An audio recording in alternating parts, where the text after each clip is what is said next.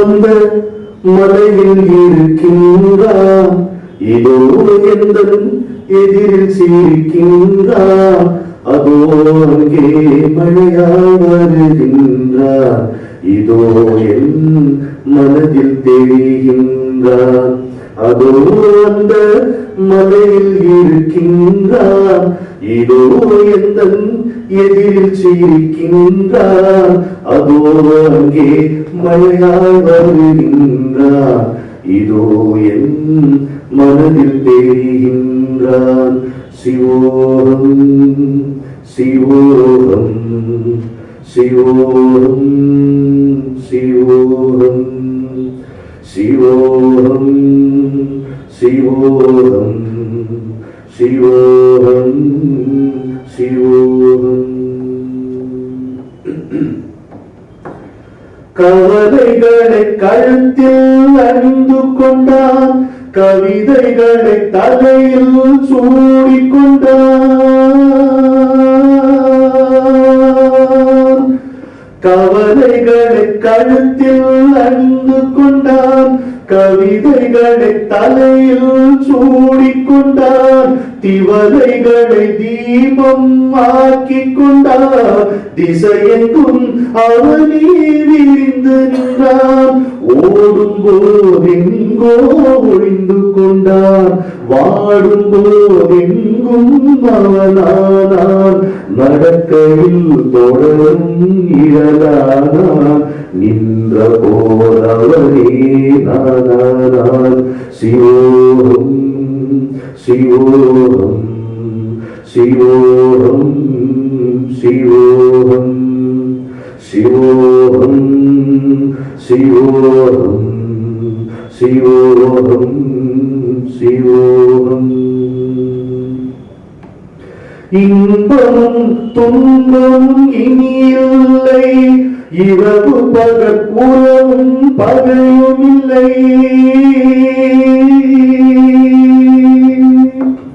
இன்பமும் துன்பமும் எனக்கில்லை, இரவு பகல் உறவும் பகையும் இல்லை. என் மனம் வாழ்வது சிவன் எல்லை, அவனன்றி வேறேதும் எனக்கில்லை. நதியிலே நகரும் மலர் போலே, காற்றிலே தவழும் முகில் போலே, விதியின்றி மதியின் சதியின்றி வீதியில் அவன் இழந்தாயிருந்தேன். நதியிலே நகரும் மலர் போலே, காற்றிலே தவழும் முகில் போலே, விதியின்றி மதியின் சதியின்றி வீதியில் அவன் இழந்தாயிருந்தேன். அதோ அந்த மலையில் இருக்கின்றான், இதோ என் எதிரில் சிரிக்கின்றான், அதோ அங்கே மழையாய் வருகின்றான், இதோ என் மனதில் தெரிகின்றான். சிவோகம் சிவோகம் சிவோகம் சிவோகம் சிவோகம் சிவோகம் சிவோகம் சிவோகம். ஓம் நம சிவாய.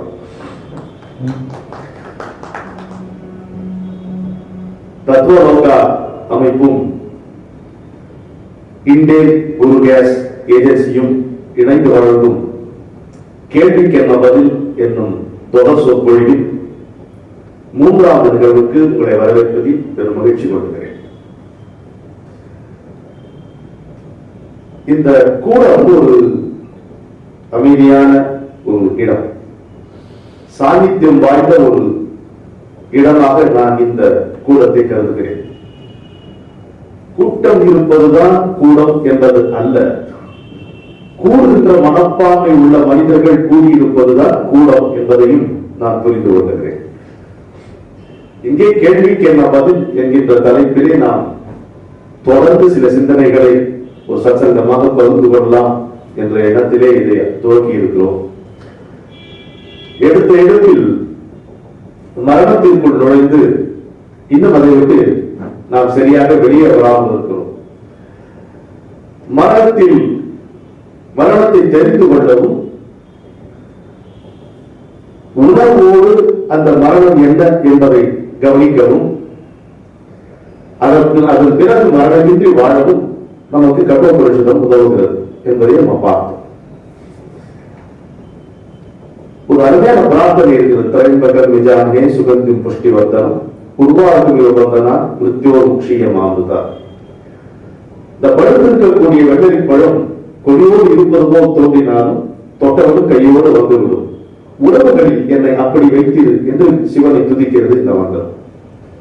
உறவுகளில் என்னை அப்படி வைத்து பந்தங்களில் இருந்து என்னை விடுவித்து விடு. ஆனால் ஒருபோதும் அமர நிலையிலிருந்து என்னை துண்டித்து விடாதே. மா அமிர்தா மிருத்யோ முக்ஷிய மா அமிர்தா என்கிறது. ஒருபோதும் அமர நிலையிலிருந்து என்னை துண்டித்து விடாதே என்று அந்த மந்திரம் கூறுகிறது.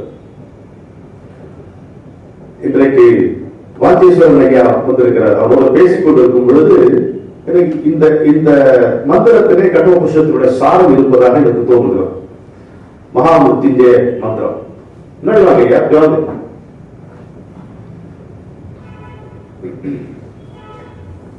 கட்டோபனிஷத்தினுடைய சாரமே இந்த மந்திரத்தில் இருப்பது போல் தோன்றுகிறது. அதுவும் கீதையை நாம படிக்கும் பொழுது கட்டோபனிஷத்துடைய எதிரொலியாக பல இடங்களில் பகவத்கீதையில நமக்கு வருகிறது. நாம் அந்த வேதாந்த தத்துவ விசாரத்துக்கு போகவில்லை. இது அத்வைதமா அப்படியா இப்படியா தெரியல. வாழ்வா சாவா கேள்வியில இருக்கும். நம்ம வாழ்வது வாழ்க்கை தானா? நம்ம மரணம் என்று நினைத்துக் கொண்டிருக்கிறோமே அது முடிவு தானா? ஜனனம் என்பது துவக்கம் இல்லை என்றால் மரணம் என்பது முடிவும் இல்லை என்றார் ஜெயகாந்தன். எது துவங்கியது என்று தெரியாமல் எந்த முடிவை பற்றி நாம் அஞ்ச வேண்டும்? ஆனால் நம் கண்ணெதிரே மரணம் என்கின்ற ஒரு நிகழ்வை நாம பார்த்துக் கொண்டுதான் இருக்கிறோம் இல்லையா? உறங்குவது போதும் சாக்காடு, உறங்கி விழிப்பது போதும் பிறப்பு. சாதாரணமா தள்ளியும் கிடையாது. இந்த குரலை பார்க்கிறோம். இந்த நம்ம வீதி உலாத சுவாமி வரும் பொழுது, நாயன வாசிட்டே வரும் பொழுது போற ஆயக்காரமா வரும். குரல் கேட்டிருக்கீங்கல்ல? ஆயக்காரன்னா அந்த பல்லக்க சுவாமி சுமந்து ஒரு பல்லக்க தாங்கக்கூடிய அந்த கட்டை. போற ஆயக்காரன்னா அங்க நின்று ஒரு ராகம் முழுக்க வாசிட்டு அப்புறம் தான் போகும். இந்த குரலை தொட்டோம்னா அப்படின்னா மாதிரி ஆயிடும். உறங்குவது போலும் தான் சாக்காடு. உறங்கி எழுதல் விழிப்பு, உறங்கி எழுதல் வாழ்க்கை, உறங்கி எழாதல் சாவு. உலகம் தூங்கையில வாங்கி விட்ட மூச்சு கொஞ்சம் சுழி மாதிரி போனாலே போச்சு. இப்படித்தானே காத்து.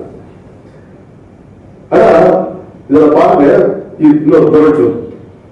நெருநல் உணம் ஒருவன் இன்று இல்லை என்னும் பெருமை படைத்து இவ்வுலகு அப்படிங்கிறார்.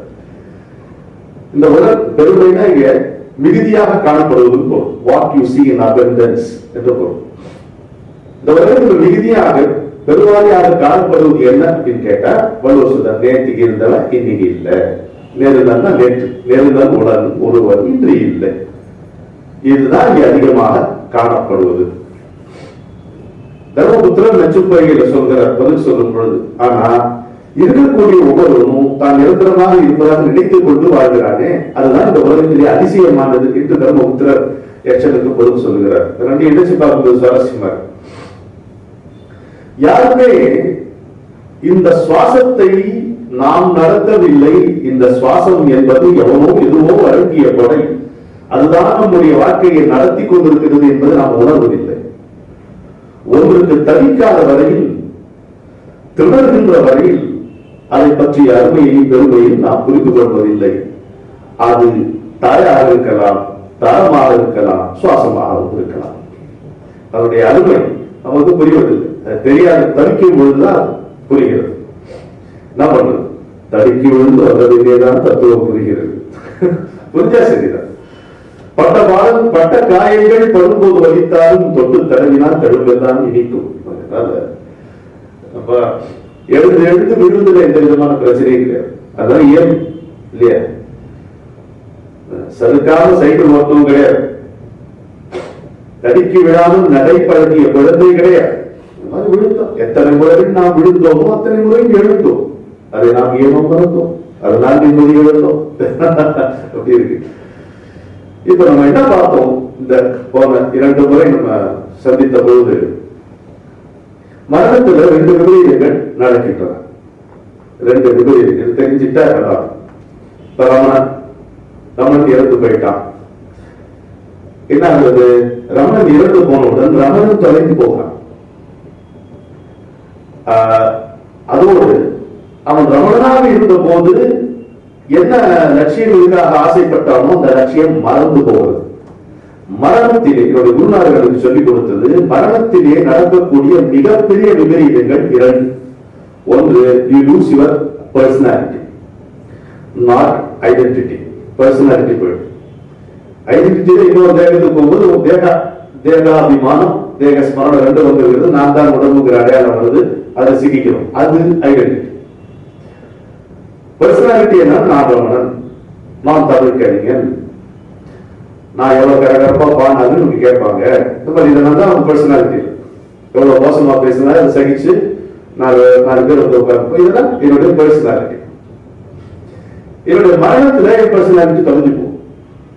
மறுபடி நான் பிறப்பெடுப்பு தவிர்க்க முடியாது. நான் நினைத்து பிறப்பெடுப்பதில்லை, இந்த தொடர்ச்சி தவிர்க்க முடியாது என்பது நம்முடைய நம்பிக்கை. ஜென்மமெடுத்த கணக்கை காட்டிலும் செத்த கணக்கே அதிகம். புரிஞ்சுக்கணும். அப்போ நான் மறுபடி பிறக்கும் பொழுது நான் ரமணனாக இருந்த நினைவே எனக்கு கிடையாது. ரமணனாக இருந்தபோது என்ன லட்சியம் வைத்திருந்தேன், அந்த லட்சியத்துடைய நினைப்பும் எனக்கு கிடையாது. நான் யாராக இருந்தேன் என்கின்ற நினைவும் என்னுடைய மனத்திலே தலையாய அம்சமாக இருந்த நினைப்பும் அதை போய்விடுகின்றன. இதுதான் புரியுது. எதற்காக நாம் படைக்கப்பட்டோமோ, எதற்காக இந்த உடம்பு என்கின்ற வசதியும் வாழ்க்கை என்கின்ற வாய்ப்பும் உலகம் என்கின்ற இடமும் நமக்கு வழங்கப்பட்டதோ அது அறவே நமக்கு மறந்து போய்விடுகிறது. இதுதான் மரணத்துல நடக்கக்கூடிய விபரீதங்கள் கொடுமையானது. மற்றபடி நான் இழக்கும் பொருள்களோ இழக்கின்ற உறவுகளாக ஒரு பொருட்டே கிடையாது. பொருள் என்பது இழப்பதற்காகவே படைக்கப்பட்டது. எப்படி rules are made only to be broken மாதிரி பொருள் என்பது we are going to lose. அது பெரிய விஷயம் கிடையாது. The money that you lose is the money you have to part with. அவ்வளவுதான். அப்படி புரிந்து கொள்ள வேண்டும். So ஆன்மா தொடர்கிறது. இது நம்முடைய நம்பிக்கை. ஆன்மா தொடர்கிறது. ஆனால் அது ஒரே ஆளாக இல்லாமல் வெவ்வேறு ஆளாக வேறுபட்ட அடையாளங்களோடு தொடர்கிறது. ரொம்ப சிம்பிள். இப்ப நான் ரமணன் அப்படின்ற, நீங்க ரமணன் கூப்பிட்டா நான் ரெஸ்பாண்ட் பண்றேன். ரமணன் கூப்பிட்டா மட்டும்தான் ரெஸ்பாண்ட் பண்றேன்.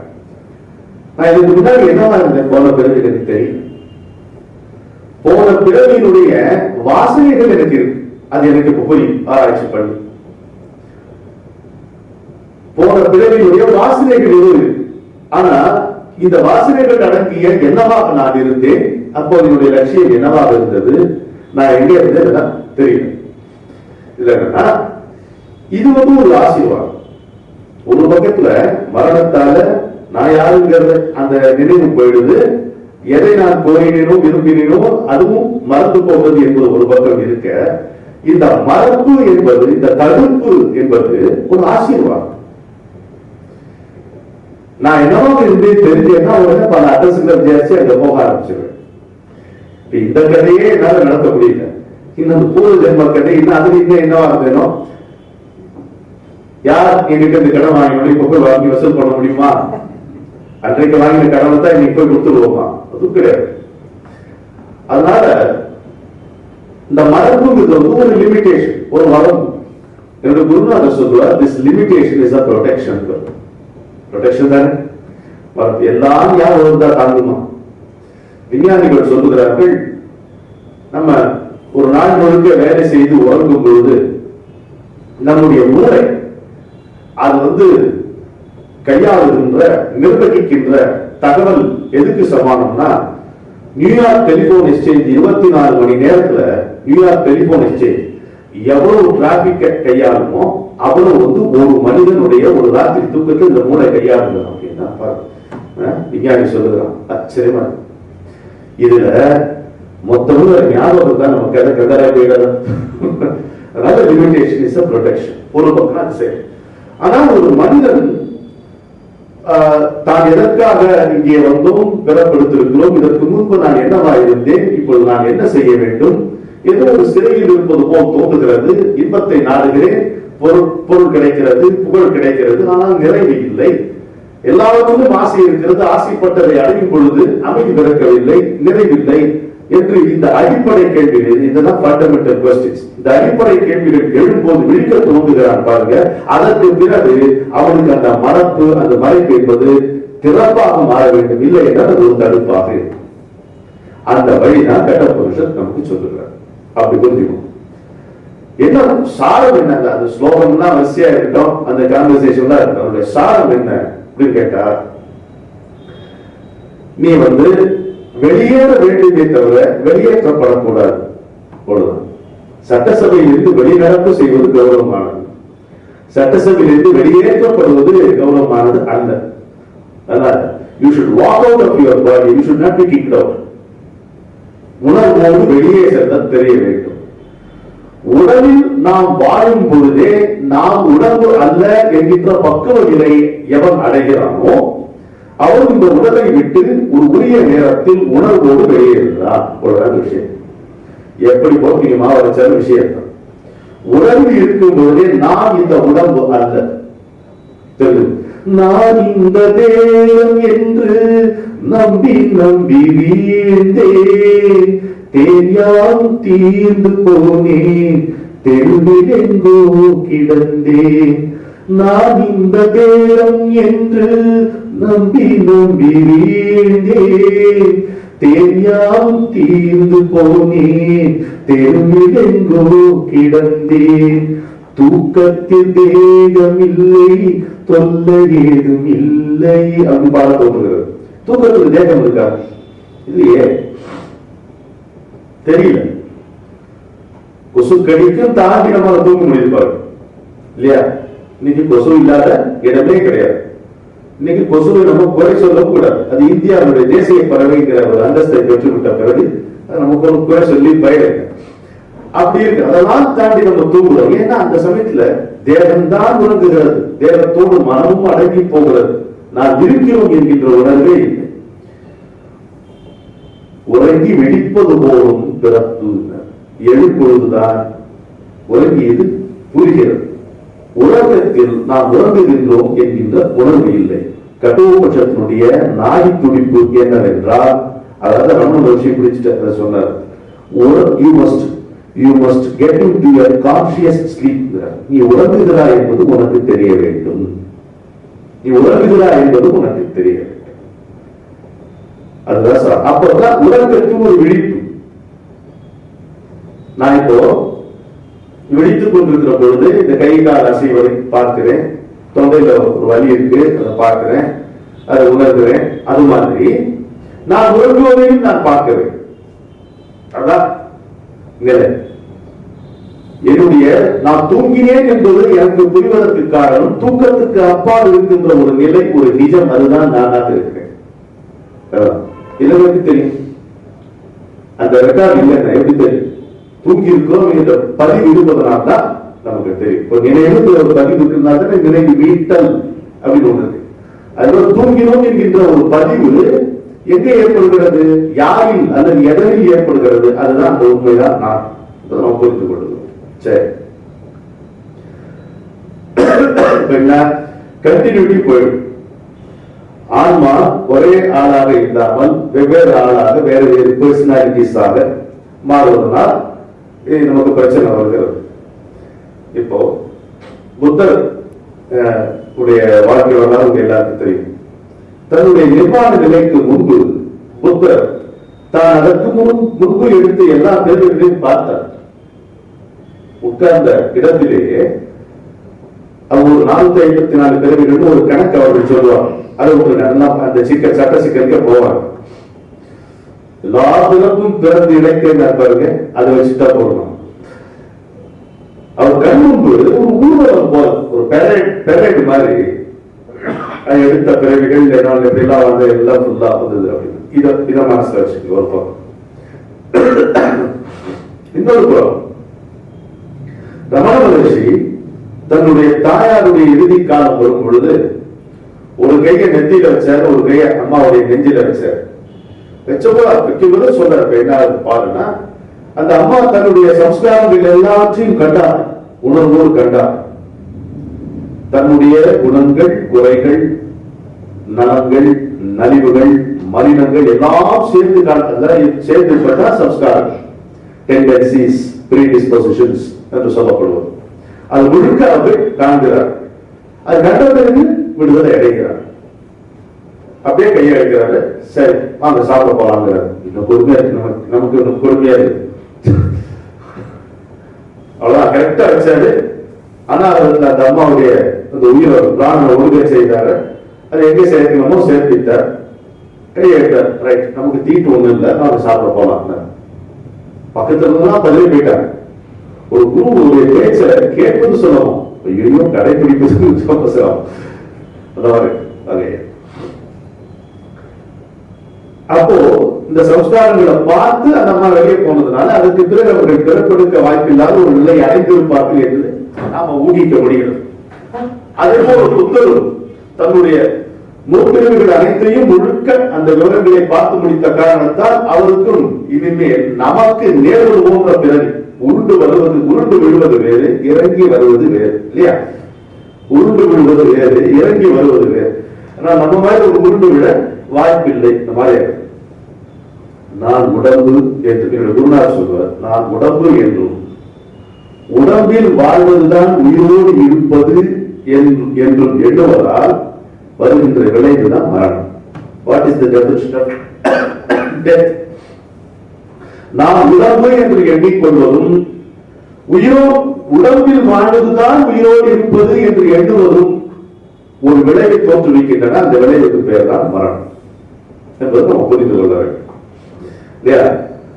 முன்னாடி சொன்ன மாதிரி மரணம் என்னும் நிகழ்வுக்கு அணுக்கம் மிக அதிகம், தொலைவோ மிக குறைவு. Death is an event whose proximity is unlimited but distance very limited. எப்ப வேணா நிகழணும் இல்லையா? ரொம்ப சுவாரஸ்யமா இருக்கு பார்க்கணும். இந்த மரணத்தினுடைய வல்லமை பார்க்கும்போது நமக்கு சுவாரஸ்யமா இருக்கும். இந்த வாழ்க்கையிலே ரொம்ப சுவாரஸ்யமானது எதுன்னு கேட்டீங்கன்னா மரணம் தான். ஏன்னா அதை விட மர்மமானது எதுவும் இல்லை. மரணத்தை காட்டிலும் மர்மமாக ஒன்று இருக்க முடியும் என்றால் அது தமிழர் அரசியலா இருக்கலாம். மற்றபடி வேற வாழ்க்கையில இதை விட சுவாரஸ்யமான மர்மம் எதுவும் நமக்கு இருக்க முடியாது. மேனியே நான் என்னும் மீளா நினைப்பும் அம்மேனி ஒரு நாள் விழுந்த பின் நான் இல்லை என்னும் நினைப்புமே சாவாகும் என்பதனை நன்றுணர்ந்தால் கிட்டும் நலம் என்று இன்னைக்கு வெண்டா போட்டிருக்கிறேன். மரணத்துல என்ன பிரச்சனைனா அது புத்தியால் அறிந்து கொள்ள முடியாத ஒன்றாக இருக்கிறது. இப்ப நீங்க ஒரு அஸ்ட்ரானமி, அஸ்ட்ராலஜி, இல்ல ஒரு சயின்ஸ், பிசிக்ஸ், கெமிஸ்ட்ரி எல்லாம் புத்தியால அறிந்து கொள்ள கூடிய துறை. அப்படி முடியாது. எந்த லேபரட்டரியில வச்சு மரணத்தினுடைய மரணத்தை நம்ம புரிந்து கொள்ள முடியாது. இறந்தவன் இங்கே தான் இறந்த அனுபவத்தை சொல்வதும் இல்லை. அப்படி சொல்வதாக ஒரு வருமானம் ஒரு பைக்கு தத்துவம் இருக்க மாட்டேன், எல்லாம் தலை தெரிக்க ஓடி போயிடும், தெரிச்சு ஓடி போயிடும். சென்றவனை கேட்டால் வந்துவிடி என்பான், வந்தவனை கேட்டால் சென்றுவிடி என்பான் என்பது ஒரு தத்துவம் என்ற ஒரு வாஸ்தவம் கிடையாது, உண்மை கிடையாது. கவிஞருடைய சிந்தனை தெரியும். அப்போ இங்க அவங்க அனுபவத்தை சொல்வதற்கு இல்லை, அனுபவத்தின் மூலம் தான் பலவற்றை நம்ம தெரிந்து கொள்ள முடிகிறது. கடவுளினுடைய தரிசனத்தை போலவே மரணத்தையும் அனுபவத்தின் மூலம் தான் புரிந்து கொள்ள முடிகிறது. என்ன பேரலல் பாருங்க, it's not a development similarity, ரொம்ப அஸ்ட்ரோனமிக் சிமிலாரிட்டி. கடவுளுடைய தரிசனம் என்பது அனுபவம் என்னதான் நம்பிக்கை இருந்தாலும் அந்த நம்பிக்கைக்கு அனுபவத்துக்கு இருக்கக்கூடிய அந்த மயிரிட இடைவெளி எவ்வளவு மைல் தொலைவாக தெரிகிறது. அது மாதிரிதான் மரணத்தை பற்றி எல்லா தகவல்களை திரட்டி வைத்துக் கொண்டாலும் நாம் ஏற்கனவே பலமுறை மறித்து போயிருந்தாலும் மரணம் என்பது மர்மமாகவே நிகழ்கிறது. அனுபவத்தால் மட்டுமே அதை நம்ம புரிந்து கொள்ள முடிகிறது. அந்த அனுபவத்தினுடைய விவரங்கள் நம்மிடம் இல்லை. மரணம் என்னும் அனுபவத்தினுடைய விவரங்கள் நம்ம கிட்ட இருக்கா? இல்லை. நம்ம செத்த விவரங்கள் இருக்கா? இல்லை. எங்கேயாவது ஒரு வீட்டுல ஒரு படத்துக்கு மாலை போட்டா இது நான் தான் ஒரு நிமிஷம் நான் பித்த இருந்தேன், மாலை போட்டா அப்படி சொல்ல இன்னைக்கே நான் சொல்ல முடியுதா? அப்படியெல்லாம் நடப்பதில்லை. இறந்தவன் கதை சொல்கிறானா, இருப்பவன் இறந்த கதை அறிகிறானா? மறந்திடச் செய்வதே மரணத்தின் மர்மம். மரணத்தை விடவும் மறதியே கொடுமை. மறந்ததை நினைப்பதும் நினைவாய் மறப்பதும் மனிதனுக்கு வாய்த்த யோகத்தின் பெருமை. மறந்ததை நினைப்பதும் நினைவாய் மறப்பதும் மனிதனுக்கு வாய்த்த யோகத்தின் பெருமை. துறக்க வேண்டியது நான் உடம்பு என்பதே, திறக்க வேண்டியது திறந்தே கிடக்குமே. ஞானம் என்பது வெளியிலிருந்து தருவித்துக் கொள்கிற ஒன்று அல்ல. மேலும் விலகிய பிறகு வருகிறதாவா? வான் ஏற்கனவே அங்கே இருக்கிறது. மேகம் விலகினால் கண்ணில் தெரிகிறது. அது ஒரு அறியாமை தீர்ந்த அதனுடைய தெளிவு என்பது நமக்கு தெரிகிறது. அங்கே ஏற்கனவே இருக்கக்கூடிய தெளிவு தெரிகிறது. மனம் இசை ஏகினா தான் போதும். ஏற்கனவே அங்க இருக்கு ஆண்டவன், ஏற்கனவே அங்க இருக்கிறான் என்பதுதான் போதும். சரியா? அப்ப மரணத்தை வென்றவர்கள் உண்டா? இருந்தார், இருக்கிறார்கள், இன்னும் இருப்பார்கள். ஏனென்றால் மனிதனுடைய சாதனைகளிலேயே பெரிய சாதனை நீங்க பார்த்தீர்களா? மரணத்தை வெல்வதுதான் மனிதனுடைய சாதனை. இந்த மரணத்தை வெல்வதுதான் என்ன? மதப்பாவம். ஒரு சின்ன உதாரணம் சொன்னா, ரமணருடைய மரண அனுபவம் எல்லாருக்கும் தெரிந்த அனுபவம். மரண பயம் வருகிறவருக்கு இந்த பயத்தை நேரடியாக சந்திக்க வேண்டும் என்பதற்காக மூச்சை எல்லாம் அப்படியே அடக்கி மரணத்தை தவிர்த்துக் கொள்கிறார். அந்த முயற்சியில் ஒரு யோகம் நேர்கிறது. பயத்தை எப்படி எதிர்கொள்வது என்பதற்காக ஒரு முயற்சி. சேர்த்தே பார்த்துக்கொண்டு என்னையாது அப்படின்ட்டு மூச்சு பிடிச்சு பார்க்கிறாரு. அந்த முயற்சியில அவர் உடம்பை விட்டு வெளியே வருகிறார். ஒரு உடம்பை விட்டு வெளியே வருகின்ற தருணத்தில் மரணம் வந்து அங்கே இருக்கிறது. உள்ளே இறப்பதற்கு ஆளிலேயே என்று மரணம் மறைத்து போயிருக்கிறது. மரணம் வந்த பிறகும் நான் இன்னும் இங்கே இருக்கிறேனே என்று ரமணருக்கு திகைப்பு நேர்கிறது. அந்த திகைப்போடு திரும்ப அவர் உள்ளே அப்படி என்றால் நான் யார் என்கிற கேள்வியோடு உள்ளே வருகிறார். இதான் நம்ம என்னுடைய குருநாதர் எனக்கு இதை விலகி சொன்னார். என்னடா திரும்ப ஒரு முறை சொல்லட்டுமா? என்ன சொன்னதான் கொஞ்சம் யோசிச்சு பாருங்க. எவ்வளவு அழகா இருக்குது.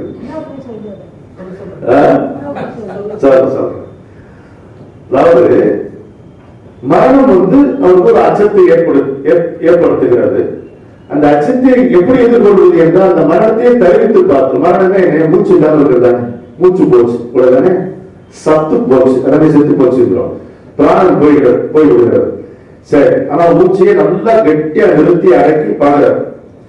அந்த முயற்சியில அவர் வெளியே வந்துடுறார். உடம்பை விட்டு வெளியே வந்துடுறார். வந்து உடம்பு பார்க்கிறார். அந்த நேரத்துல மரணம் வருகிறது. மரணத்துக்கு வரை திகைப்பார்கள். Death is confused. ஏன்னா there is no one inside to die. உள்ளே வலிப்பதற்கு ஆள் இல்லையே என்று மரணம் மலைத்து போய் இருக்கிறது. ரமணருக்கு வியப்பு, மரணத்திற்கு மலைப்பு. ரமணருக்கு வியப்பு. என்ன வியப்பு? மரணம் வந்து நிற்கிறது, ஆனா நான் இருக்கிறேனே, நான் வலிக்கவில்லையே என்றால் நான் யார் என்கின்ற கேள்வியோடு உடம்புக்குள் நுழைகிறார். தான் யார் என்பதை அவர் கண்டுகொண்டார். இது ரமணருடைய அனுபவம். என்ன குறிப்புனா, அவர் உடம்பு விட்டு வெளியே வந்ததுதான் குறிப்பு. தான் உடம்பு அல்ல என்று தெரிந்து கொண்டாலும் ஒருவரும் ஒருவர் ஞானம் அடைய முடியாது, மரணத்தை அடைய முடியாது.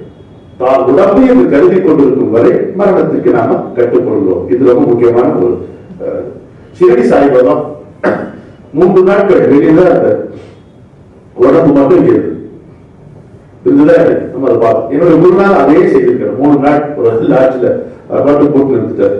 எங்கேயும் பண்ற வெளியில கரெக்டா 3ஆம் நாள் வந்து திறந்து பார்க்கும்போது இருந்தார். சரி, ஒரு தைசா இருந்தா கூட கைகள் விட்டு எடுத்துட்டார். அவங்களுக்கு அவ்வளவு சொல்லும். அப்போ புராணத்திலிருந்து ஒரு மேற்கோள் பார்க்கலாம். மார்க்கண்டேயர், எல்லாருக்கும் இந்த மார்க்கண்டேயருடைய கதை தெரியும். 16 வயது வந்தால் அவருக்கு மரணம் என்று அவர் சிவனை தழுவி கொள்ளுகிறார். காலம் வருகிறார். காலம் வரும்போது காலம் வருகிறான் என்று அவருக்கு தெரிந்திருக்கிறது. அதை புரிஞ்சுக்கணும். நமக்கு தெரியுமா? தெரியாது.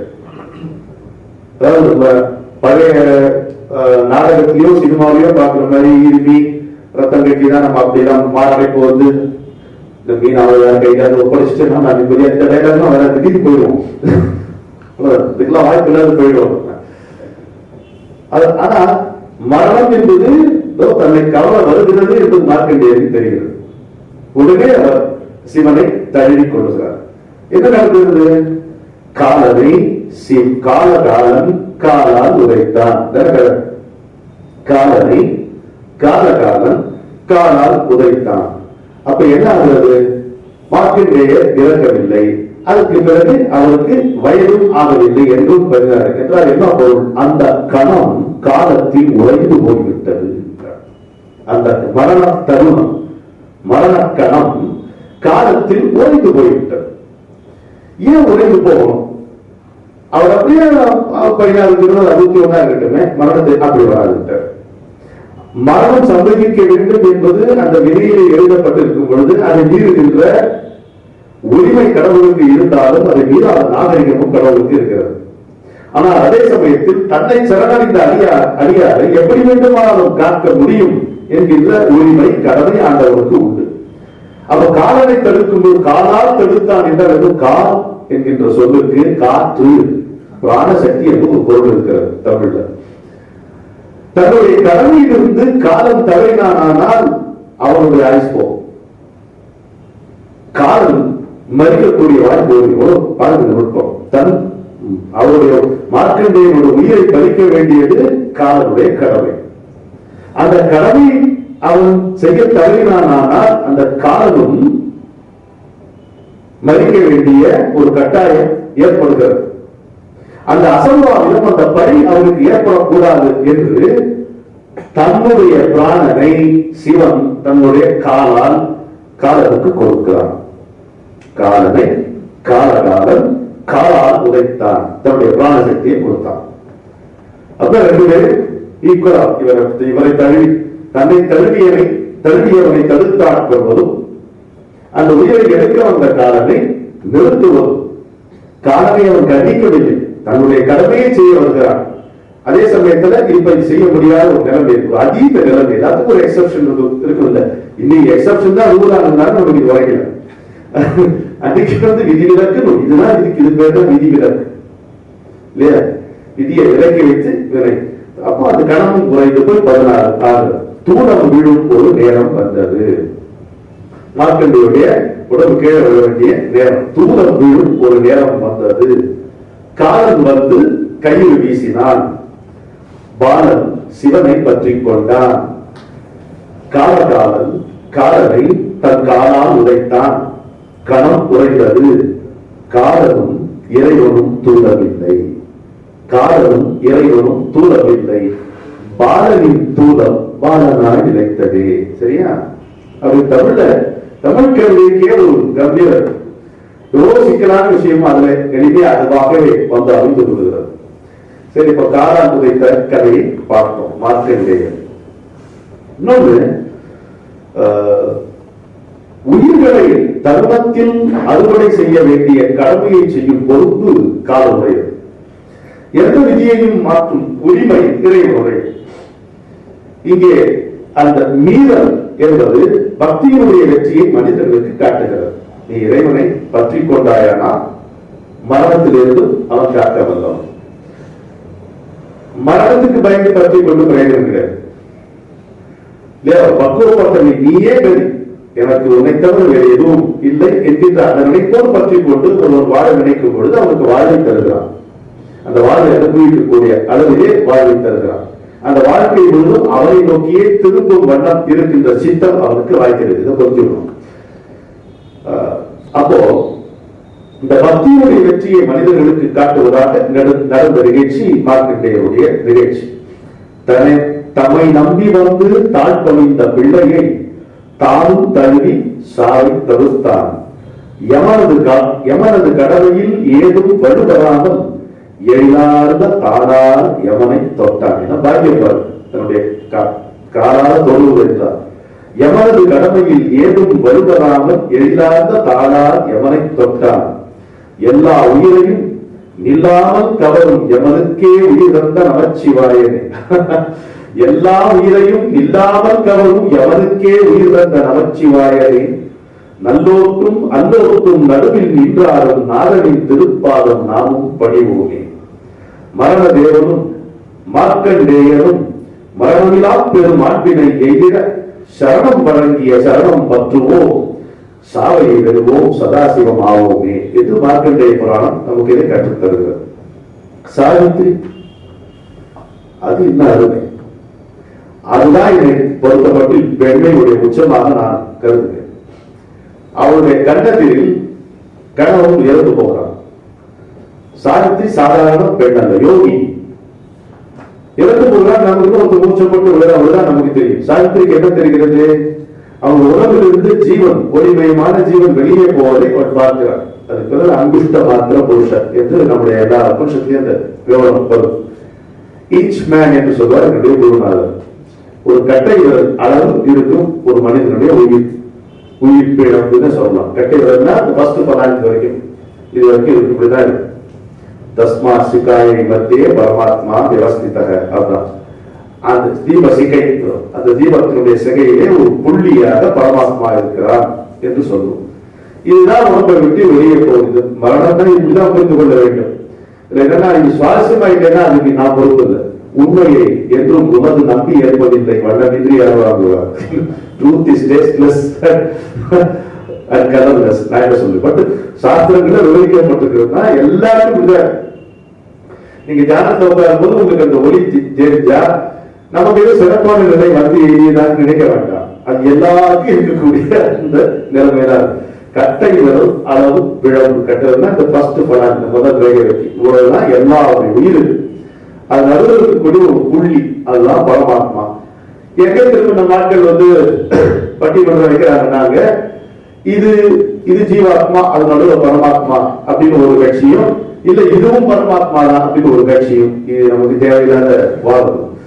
இதுதான் இருந்துட்டு போட்டு, இதுதான் நாம உடம்பு தெரிஞ்சுக்கணும்.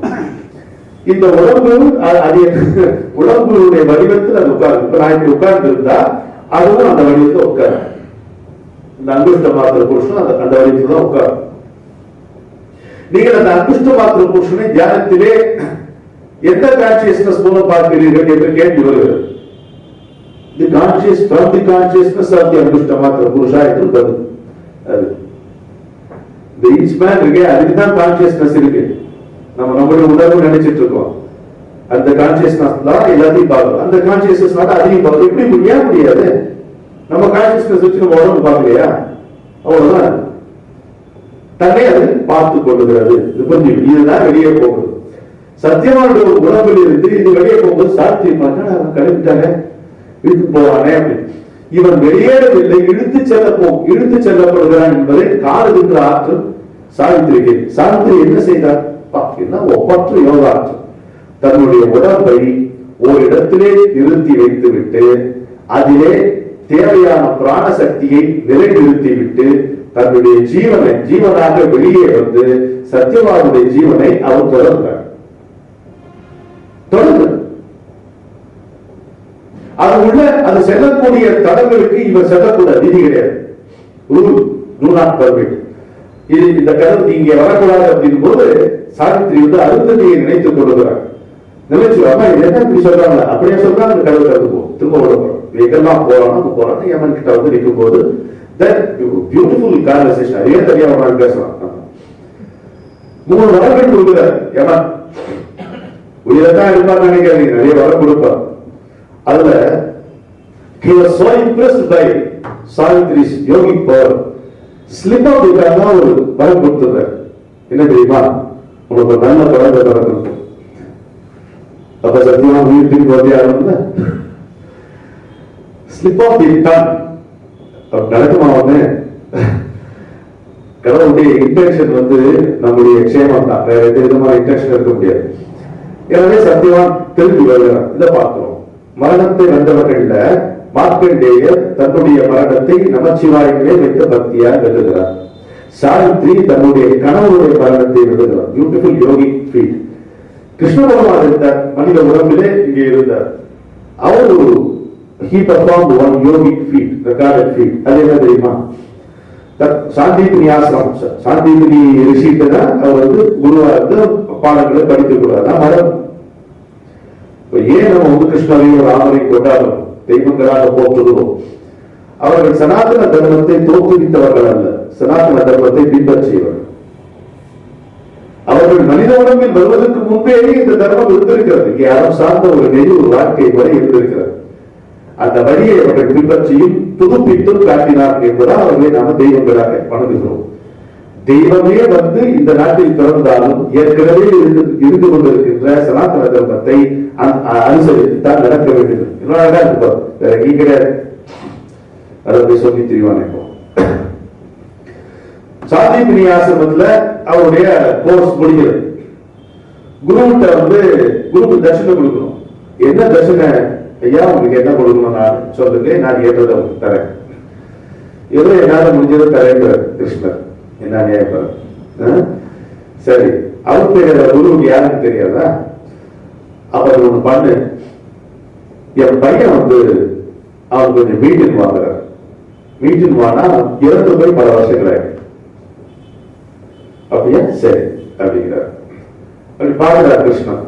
இப்ப அவர் எங்க எந்த உலகத்துல எந்த லோகத்துல எப்படி இருக்கிறத பார்த்து அவர் அங்கிருந்து அந்த ஆத்மாவை அந்த ஜீவனை எடுத்து ஏதோ ஒரு சின்ன அடையாளம், அந்த உடம்பினுடைய அடையாளத்தின் மீது மீண்டும் உடலை நிறுவி இந்த உயிரில் பொருத்தி ஐயா உங்க மகன் அப்படின்னு ஒப்படைச்சிட்டு போறது. கடவுள் மட்டுமே செய்யக்கூடிய ஒரு மரணத்தை வெளிகிறது என்றால் இந்த கான்செப்டை பற்றியே தாண்டி போகக்கூடிய ஒரு ஆற்றல் என்பது இறைவனால் மட்டுமே, இறைவன் மனிதனாக வரும்போது மட்டுமே நடக்கக்கூடியது ஒரு மார்க்கெட்டை பார்த்தோம், சாவித்திரி பார்த்தோம், ஸ்ரீகிருஷ்ணர் பார்த்தோம்.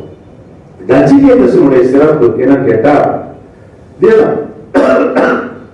உடம்ப ஒரு இடத்துல உயிரோடு வைத்துவிட்டு உணர்வோடு யமலோகம் போய் யமனிடமிருந்தே மரணத்தை வெல்லும் வழியை கண்டுபிடித்து உபதேசமாக பெற்றுக்கொண்டு இந்த உலகத்துக்கு திரும்புகிறார். இதுதான் நச்சிகேதனுடைய கதை. சரியா புரிஞ்சுக்குவோம். உடம்பு ஒரு இடத்துல வைக்கிறதுக்கு வந்து இங்கே சர்வசாதாரணமாக நடந்த ஒரு விஷயம். இந்த பாரத நாட்டில் திருமணம் அப்படித்தான் செய்தார். மூலம் என்கின்ற இடையன் இறந்து போய் கிடக்கும் பொழுது அந்த மாடுகள் வந்து புறம்புகின்றன, அழுகின்றன. அந்த துக்கம் தாங்காமல் தன்னுடைய ஒரு யோகி தன்னுடைய உடம்பை ஒரு மரப்பொத்திலே வைத்துவிட்டு அந்த தன்னுடைய ஜீவனை இந்த இடையுடைய உடம்பில் தான் செலுத்திக் கொள்கிறார், விழித்து எழுகிறார். இந்த மாடுகள் எல்லாம் ஒரு பின்தொடர்கின்றன. அது வீட்டுக்கு கொண்டு நிறுத்துறார். அந்த மூலனுடைய மனைவி வந்து எப்ப திரும்பினா நான் உடைய கணவன் இல்லைங்கிறார். இந்த உள்ள இருக்கிற ஆள் வேற, மூலம் அல்ல. இந்த மாதிரி அடிச்சதுக்காக வந்தேன் அப்படின்ட்டு திரும்ப அந்த மூலனுடைய உடம்புலேயே திரும்ப காட்டுல போய் சரி மாடுகளை சமாதானப்படுத்துறதுக்காக அந்த கருணைக்காக வந்தோம். இப்ப இந்த உடம்பை விட்டு அந்த உடம்புக்குள்ள போகணும்னு பார்த்தா அந்த உடம்பை காணும். அது இறைவனுடைய திருவிளையாடல். அதான் திருமூலர் உடைய கதை.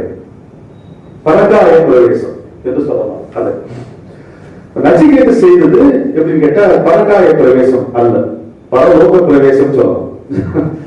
தன்னுடைய உடம்பை ஒரு இடத்திலே வைத்துவிட்டு உணர்வோடு யமலோகம் சென்று யமனை சந்தித்து அவனிடமிருந்தே மரணத்தை வெல்லும்படி உபதேசமாக பெற்றுக்கொண்டு மீண்டும் தன்னுடைய உடம்புக்கு திரும்பி வந்து இந்த உலகத்திலே வாழ்ந்து முடித்தனர். இது எப்பேற்பட்ட ஒரு ஃபீல். அப்போ என்னதான் இது நமக்கு தெரிகிறது, நம்ம பார்த்த இந்த கருத்துக்கள்ல காட்சிகள் நாம தெரிந்து கொள்ளக்கூடிய கருத்துக்கள் என்னன்னா, ஒன்று மரணத்தை மனிதன் வெல்லுவதில் இறைவனுடைய சம்மதம் இருக்கிறது என்பது புரிகிறது. The great Lord is happy to make such an effort. மரணத்தை வெல்லுவது, மனிதன் வெல்லுவதில் இறைவனுடைய சம்மதம் இருக்கிறது. உடம்பில் இருக்கும் போதே தான் உடம்பல்ல என்னும் உண்மையில் உறுதிப்பட்டு மரணத்தை வென்று உடம்பு இல்லாமல் உயிர் வாழ்ந்து முக்தியை எய்துவதே வழி என்று கடவுள் காட்டுகிறது.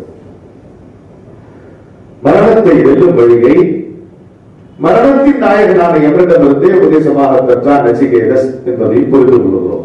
ஆழ்ந்த பிரார்த்தனை, உறுதியான இறை நம்பிக்கை, இதை மூலம் தன்னுடைய மரணத்தை வென்றார் மார்க்கண்டேயர். யோக ஆற்றல், கடவுளுடைய கருணை, இவற்றின் மூலம் தன்னுடைய கணவன் மரணத்தை வென்றாள் சாவித்ரி.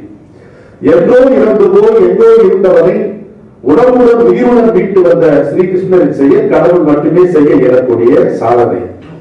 மரணத்தை வெல்ல வேண்டிய தேவையை மார்க்கண்டேயர் காட்டுகிறார். இன்னொருவன் மரணத்தை வெல்லக்கூடிய ஆற்றலை சாவித்திரி காட்டுகிறார். மரணமே இல்லை என்பதை ஸ்ரீகிருஷ்ணர் காட்டுகிறார். நச்சிகேதசோ நம் எல்லோருடைய சார்பிலும் மரணத்தை வென்றார். அதன் மூலம் மனித குலத்துக்கே மரணத்தை வெல்லும் வழியை நிலைநாட்டினான். இந்த நச்சிகேதசுடைய சிறப்பு. சிதிலமடைந்த பயனற்ற இந்த உடம்பை விட்டு நீங்குவது ஒரு டிக்ரெபிட் dilapidated structure, மாதிரி ஆட்டம் கெட்டு போன கட்டிடம் அது மாதிரி இருக்குல்ல, விழுத்து போன மரம். எவ்வளவு உதாரணம் சொல்லலாம். எனக்கு என்ன உதாரணம், என்னுடைய நண்பர் ஹரிகிருஷ்ணனுடைய வெண்பாளன் ஞாபகம். ஹரிகிருஷ்ணன் நீங்க யாராவது பார்த்துருப்பீங்கன்னு நினைக்கிறேன். ஐயா பார்த்துருக்க, அம்மா நல்லது. ஹரிகிருஷ்ணன் ஒரு வெண்பா சொல்லுவார் தன்னை பற்றி. ஊட்டை சடலத்தை உட்கார்ந்து எழுந்திருந்தால் வேர்த்து இறைத்து விழுகின்ற வெற்றுடலை பார்த்து ஹரிகிருஷ்ணன் என்றே அழைக்கும் நிலை கேட்டால் சிரிக்கத்தான் தோன்றும் சிரித்தார். இதுதான் உடம்புல இருக்கும் போதே டிவிக்காய் இருக்கிறது. என்ன ஒரு சுவாரஸ்யமா இருக்கு, ஒரே பொங்கி பொங்கி சிரிப்போம், எதை பார்த்தாலும் சிரிப்போம். நம்ம ஒரு சிறந்த முட்டாள், ஒரு கோமாளிய பார்க்கவே முடியாது. அந்த மாதிரி உலகத்தையே பார்த்து பார்த்து எல்லா மனிதர்களையும் எடை போட்டுக் கொண்டே இருந்த இந்த கண்கள்ல ஒரு புறம் உள்ளே திரும்புமானால் அதோட இதை விட ஒரு நம்ம வெளியே ஸ்பெசிபிக் வெளியே பார்க்கவே முடியாது. அந்த கணக்குல நாம் என்று நான் நினைத்துக் கொண்டிருந்த பல ஒரு கூட்டுக்கும் பாடி மைண்ட் இன்டர்நெட் காம்ப்ளெக்ஸுக்கும் உண்மையிலே நாம் யாரோ அதற்கும் ஒரு இடைவெளி ஏற்படுவதை நம்ம காண்போம். இந்த இடைவெளி அதிகரிக்க அதிகரிக்க மற்றவர்கள் மீது நமக்கு நேசம் பெறுவதையும் நாம காண்போம். யாரை பார்த்தாலும் குறை சொல்லுகின்ற அந்த தன்மை அறவே மாறி போகும். எல்லோரும் என்ன நிலை இருக்கிறதோ அதை பார்க்கக்கூடிய ஒரு மாண்பு நமக்கு ஏற்படும். எவருடைய குறையிலும் நமக்கு ஒரு பச்சாதாபம் ஏற்படும். மரணத்தை வெல்லுகின்ற மரணத்தினுடைய மரணத்தை தெரிந்து கொள்ள நினைக்கக்கூடிய மனிதனுக்கு நிகழ்கின்ற மாற்றங்கள். ஒரு மனிதன் அவருக்கு மரணத்தை பற்றி அறிவு தேவைப்படுகிறது. If you want to become a good human being, you should know what death is all about. அப்போ சிதிலமடைந்த பயனற்ற உடம்பு இந்த உடம்பை விட்டு நீங்குவது அது ஒன்று. உடம்பை விட்டு நீங்கினாலும் அதில் இருந்த போது இருந்த ஆசாமியாகவே உணர்வுடன் தொடர்வது, இதுதான் முக்கியம். அதன் மூலம் ஒவ்வொரு பிறவியிலும் இன்னொரு ஆசாமியாக மாறுவதை தவிர்ப்பது, becoming another personality, அதை வெறுத்துவது.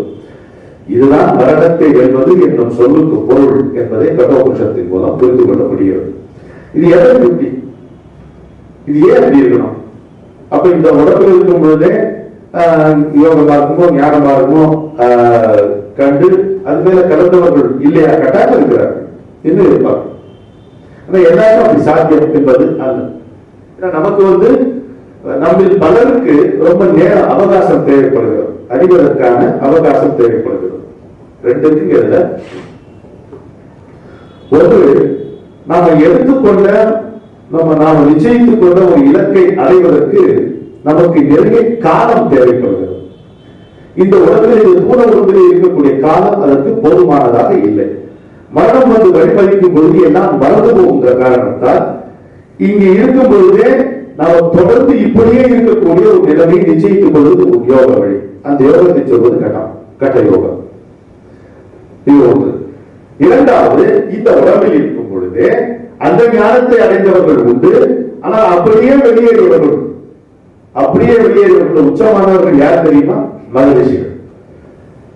14 உலகங்களிலே இறுதியாக இருக்கக்கூடிய பிரம்மலோகத்துக்கு ஒரு தளம் கீழே இருக்கிறது. அதற்கு தப்போலோகம் என்று பெயர். இந்த தப்போலோகத்தில் இருப்பவர்கள் யார் என்றால் நாம் அறிந்து எல்லா மகிழ்ச்சிகளும் அத்திருப்பது புத்சர், வசிஷ்டர், கோதம, காசிப, அங்கீரச, சேகர் சொல்லணும். அவர்கள் எல்லாம் அங்க இருக்கிறார். அவர்கள் எல்லாம் அங்கே இருக்கிறார்கள் என்றால் என்ன என்றால் நாம் அவர்களுடைய பெயர் சொல்லி கூப்பிட்டால் நமக்கு பதில் சொல்லும் அளவுக்கு அடையாளம் கொடுக்கிறார். விஸ்வாமித்திரராகவே இருக்கிறார். அதாவது மகேஷுடைய ஆற்றல் என்ன? விஸ்வாமித்திரராகவும் எந்தவித அடையாளமும் இல்லாத அகண்ட பரிபூர்ணமான இறைவனாகவும் ஒரு சேர இருக்கிறார். இதுதான் அவருடைய ஆற்றல். நம்ம மாதிரி ஏதாவது ஒன்னாதான் இருக்கு, ஒன்னே கலந்து போயிடும். இதை நம்ம இப்ப எப்படி இருக்கோமோ அப்படியே இருந்து உணர்ந்து கொண்டு இருக்கணும். அப்படி இல்லை. எதற்காக அப்படி இருக்கிறார்கள் என்றால் மகரிஷிகள் மனித குலத்துக்கு கொடுத்த ஒரு சத்தியம். என்ன சத்தியம்? உறுதிமொழி என்று கேட்டால், இந்த உலகத்தில் அவர்களை நினைப்பதற்கு ஒரு மனிதன் இருக்கும் வரை அவர்கள் பெயர் சொல்லி அழைத்தால் என்ன என்று கேட்கும் அந்த அடையாளத்தோடு காத்திருக்கிறார். ஏற்பட்ட கருணை அப்படி அவர் இருக்கிறார். அந்த உச்சத்தை அடையக்கூடிய இந்த தொண்டு மனப்பான்மை வேண்டும் என்றாலும் இந்த கடயோகம் நமக்கு தேவைப்படுகிறது. அதாவது இதை கருத்து ஒரு பிறகு என்னுடைய விசாரத்துற அளவுக்கு இல்லாம போகலாம். ஆனா ரமணனா இந்த ஞாபகத்தோடு இருக்கணும். இந்த பர்சனாலிட்டியோடு இருந்தா தான் நான் கண்டினியூ பண்ண முடியும்.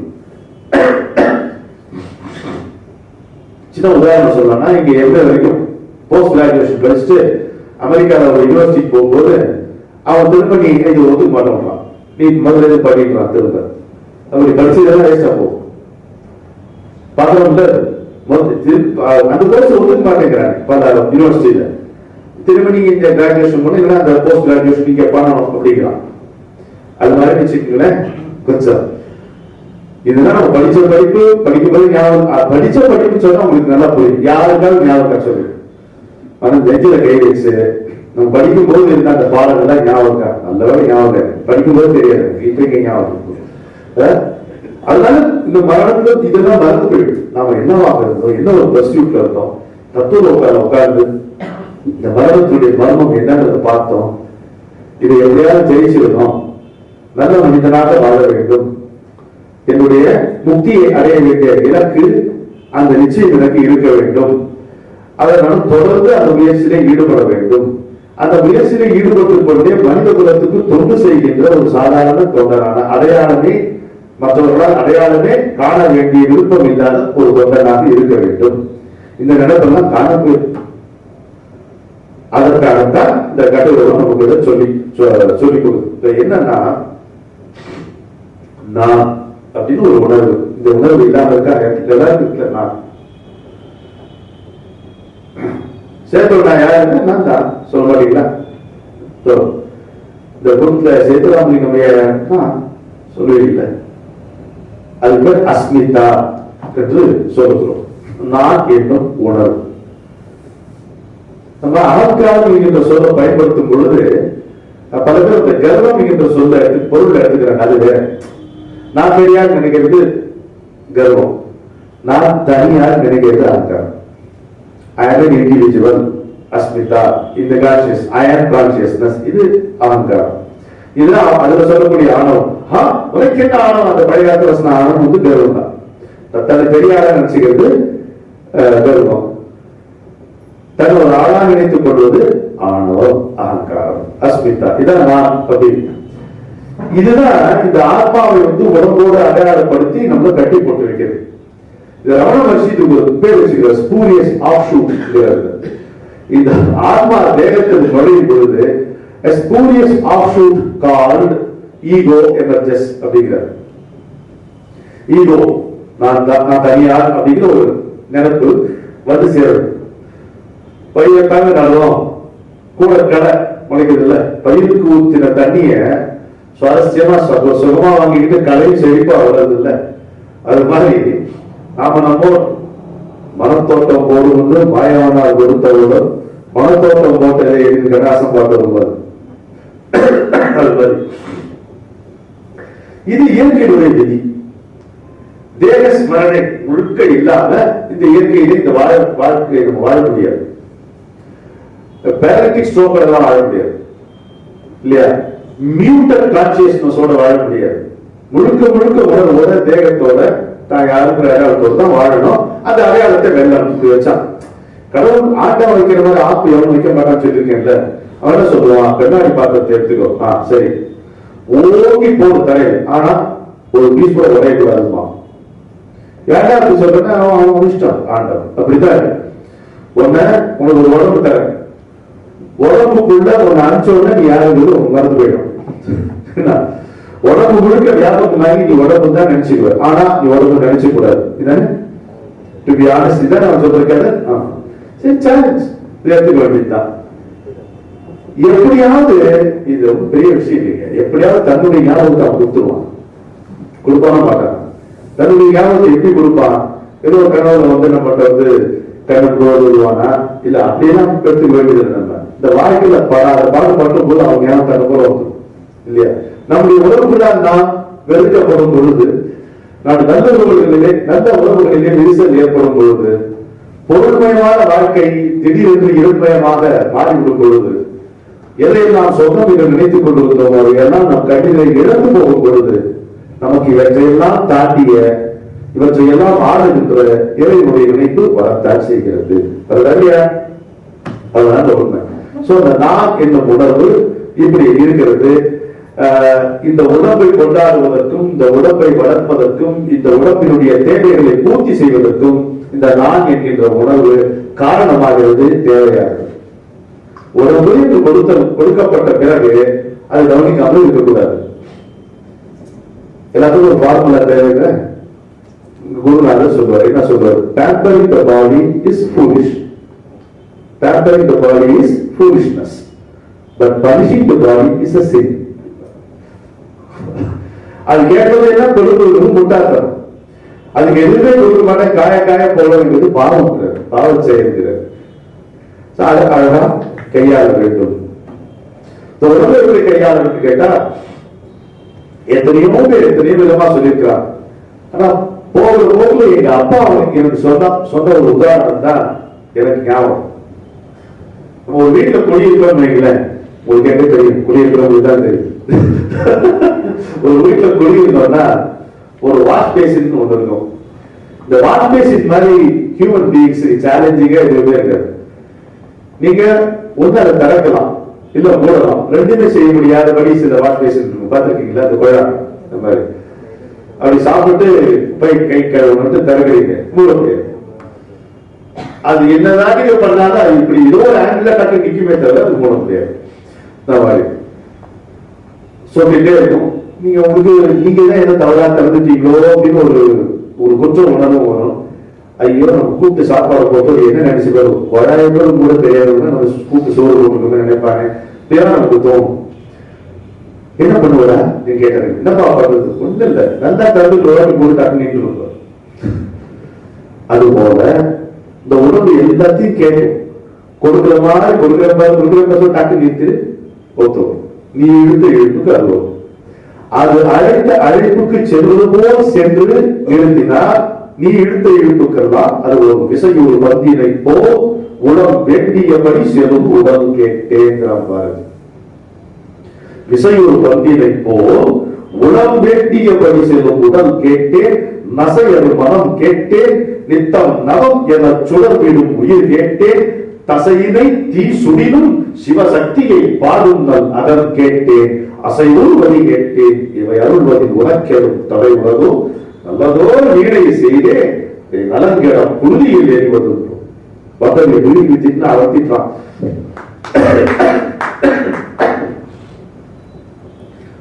பராசக்தி தான் ஏதோ தப்பு பண்ணிட்டோமோன்னு செய்ய வச்ச ஒரே மகாகவி பாரதி.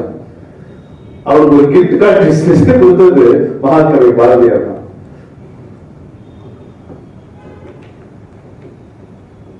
எல்லாரும் இப்படி பாராமுகமா இருக்கியே, நான் ஏழை பரிதவிக்கிறேன்னு பார்க்க மாட்டேன். என்ன பிரச்சனை, என்ன நினைச்சிட்டு இருக்க உன் மனுஷன் கேட்டது பார்த்தா இது என்ன பத்தாயிரம் புரியுது தாழ்ந்து கேட்டேன். அவரே என்ன தப்பு ஒரு உணர்வு வரும்ல கேட்டேன். பக்தராஜ் மகாராஜ் கேட்பார் மாதிரி कैसी दुनिया हमारी அப்படிப்பா. त्राही त्राही है संसार सारा, असल वतन का मार्ग निहारा. எல்லாம் பிரிச்சு பிரிச்சு எல்லாத்தையும் போட்ட எது உண்மையான வழியோ அதை மறைச்சு வச்சுட்டேன். ஆனா அழகா லட்சணமா திடீர் அந்த பட்டை ஊதி போட்டு உட்கார்ந்து சிவபெருமான பாடுறாரு. இது what kind of world you have created அப்படின்ட்டு. त्राही त्राही है संसार सारा, असल वतन का मार्ग निहारा.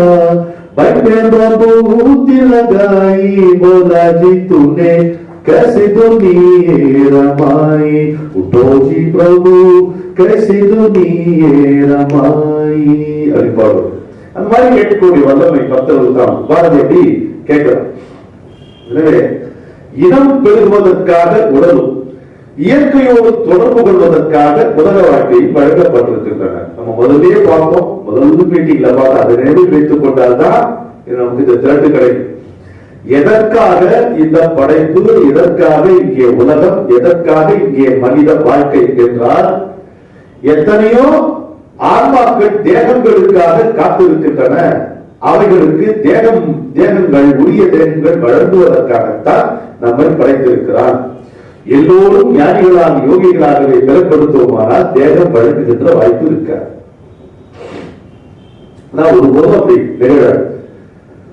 அதாவது குருநாதர் ரொம்ப சுவாரஸ்யமா சொல்வார், இவ்வளவு பாவம் பண்றாங்களே, நரகத்துல இடம் இருக்குமா? கவலைப்படாது, நல்ல பெரிய இடம் இல்ல, எத்தனை பேர் தாங்கும். நம்மளால நிறைய பேர் ஒரு வருஷம் முதலே பார்த்து கட்டி விட்டாங்க. சிங்கப்பூர்ல 25 வருஷம், குறைந்தபட்சம் 25 வருஷம் முன்னாடி சிந்திச்சுதான் எதையுமே கட்டுவான், ரோடே கூட போடுவான். அப்படின்னா அவன் ஒருத்தருக்க அந்த சிங்காரன், நம்முடைய சிவபெருமான், அவன் சாதாரணமா கட்டிருப்பான். இதுலதான் அதிகமா அவனுக்கு ஆளுன்ட்டு பெருசா கட்டி வச்சிருக்கான். அதனால நீ அதை பத்தி கவலைப்படாது. உன்ன இன்னொரு கேட்டு, ஐயா எல்லாருமே உங்க மார்க்கத்துக்கு போயிட்டாங்கன்னா அப்புறம் நீ அந்த மாதிரி கவலையில பாரு, அந்த மாதிரி செஞ்சிருப்பான். அப்படி ஒரு ஆபத்து இங்க நடக்கிறாரு. அவனவா எவ்வளோ உபதேசம் கேட்டாலும் அவன் அந்த உலகின்ற தன்மையில தான் இருப்பான். அவனுக்கு பொருள் தான் ஆசையா இருக்கும். கொஞ்ச நேரம் விரக்தியில் பிறக்காமல் வெறுப்பினரை பிறந்து அறிவுக்கு சொல்லிக் கொள்ளும் ஆனந்த வேதாந்தம் அப்படின்ட்டு இருக்கிறவனும் அவ்வளவுதான். அவன் சம்பளம் எல்லாம் இருந்து போச்சுன்னா, அவன் சம்சாரத்துக்கு தகராறுனா இந்த வாழ்க்கையே இப்படித்தான் மறுநாள் சரியா போயிடும். மறுநாள் சரியா போயிடும். அது வேதாந்தமாக எஸ்கேபிசம் இஸ் நாட் ஸ்பிரிச்சுவாலிட்டி. அவ்வளவுதான். Running away is not spirituality. எதிலிருந்து ஓடுவது ஆன்மீகமாக, தப்பித்துக் கொள்ள முனைவது ஆன்மீகம் ஆகவே ஆகாது. தன்னை தெரிந்து கொள்ள வேண்டும் என்கின்ற விளைவு தான். சத்தியத்தை புரிந்து கொள்ள வேண்டும், தன்னை தெரிந்து கொள்ள வேண்டும், இந்த அடிப்படை கேள்விகளுக்கு விடை காண வேண்டும் என்கின்ற ஆர்வம் ஒரு தகிப்போ. தகிப்பதற்கு அப்புறமே தபசு இருப்பார்கள் தெலுங்குல. இந்த தபனம், இந்த அதுவே இந்த தகித்துக் கொண்டே இருப்பதுதான் ஆன்மீகம். தபஸ்னா என்ன? தபஸ்னா என்ன? பலமையா சொல்றாங்க, ரிசல்ட்லெஸ் டைனமிசம். அர்த்தம் ரிசல்ட்லெஸ் டைனமிசம், விளைவேறு இல்லாத ஒரு விசைப்பு, அதுதான் தவம். அந்த தவத்திலேதான் இருந்தார்கள் முனிவர். இந்த உலகத்தை விட்டு சொல்லும் போது அவருடைய தவத்தை இங்கே விட்டு விட்டு சென்றார்கள். இந்த நாடு மாதிரி இப்பேற்பட்ட கோட்பாடுகள், கொள்கைகள், தத்துவங்களை வேற எங்கேயுமே நம்ம பார்க்க முடியாது. எந்த ஊருக்கு வேணா போக, திரும்பி வருவது, அங்க போய் தொலைஞ்சு போயிடாது. இதுதான் நம்ம சொல்லக்கூடிய ஒரு விண்ணப்பமா. இந்த சுவாரஸ்யம், நான் 32வது முறை ஹிமாலயாஸ் போயிட்டு வந்தேன். எல்லாரும் என்ன சொல்லுவாங்க மாதிரி, இன்னும் எவ்வளவு காலம் வாழ போறேன். ஐயோ எனக்கு இன்னும் 100 வயசு வாழ ஆசை கேட்டாங்கன்னா அது ரொம்ப கௌரவம் நினைக்கிறாங்க. அது அந்த பம்பாத்து வேலைன்னா அந்த டிசானஸ்ல போயிடுவோம். 100 வயது வாழணும், ஆரோக்கியமா வாழணும், இந்த நாட்டை இன்னும் எவ்வளவு முடியுமோ சுத்தி பார்க்கணும். எத்தனை பிறப்பு எடுத்து இந்த நீங்க நாட்டை நீங்க சுத்தி பார்த்தாலும் நீங்க பார்க்காத இடம் தான் மிச்சமா இருக்கும். தெரிந்து கொள்ள முடியாத விஷயங்கள் தான். ஒரே ஒரு உதாரணம் சொல்லட்டுமா? கொஞ்சம் தள்ளி போய் உதாரணம் திரும்பி வந்துடுறேன். இளையராஜா பாட்டுக்கு திரும்பி வந்துடுறேன்.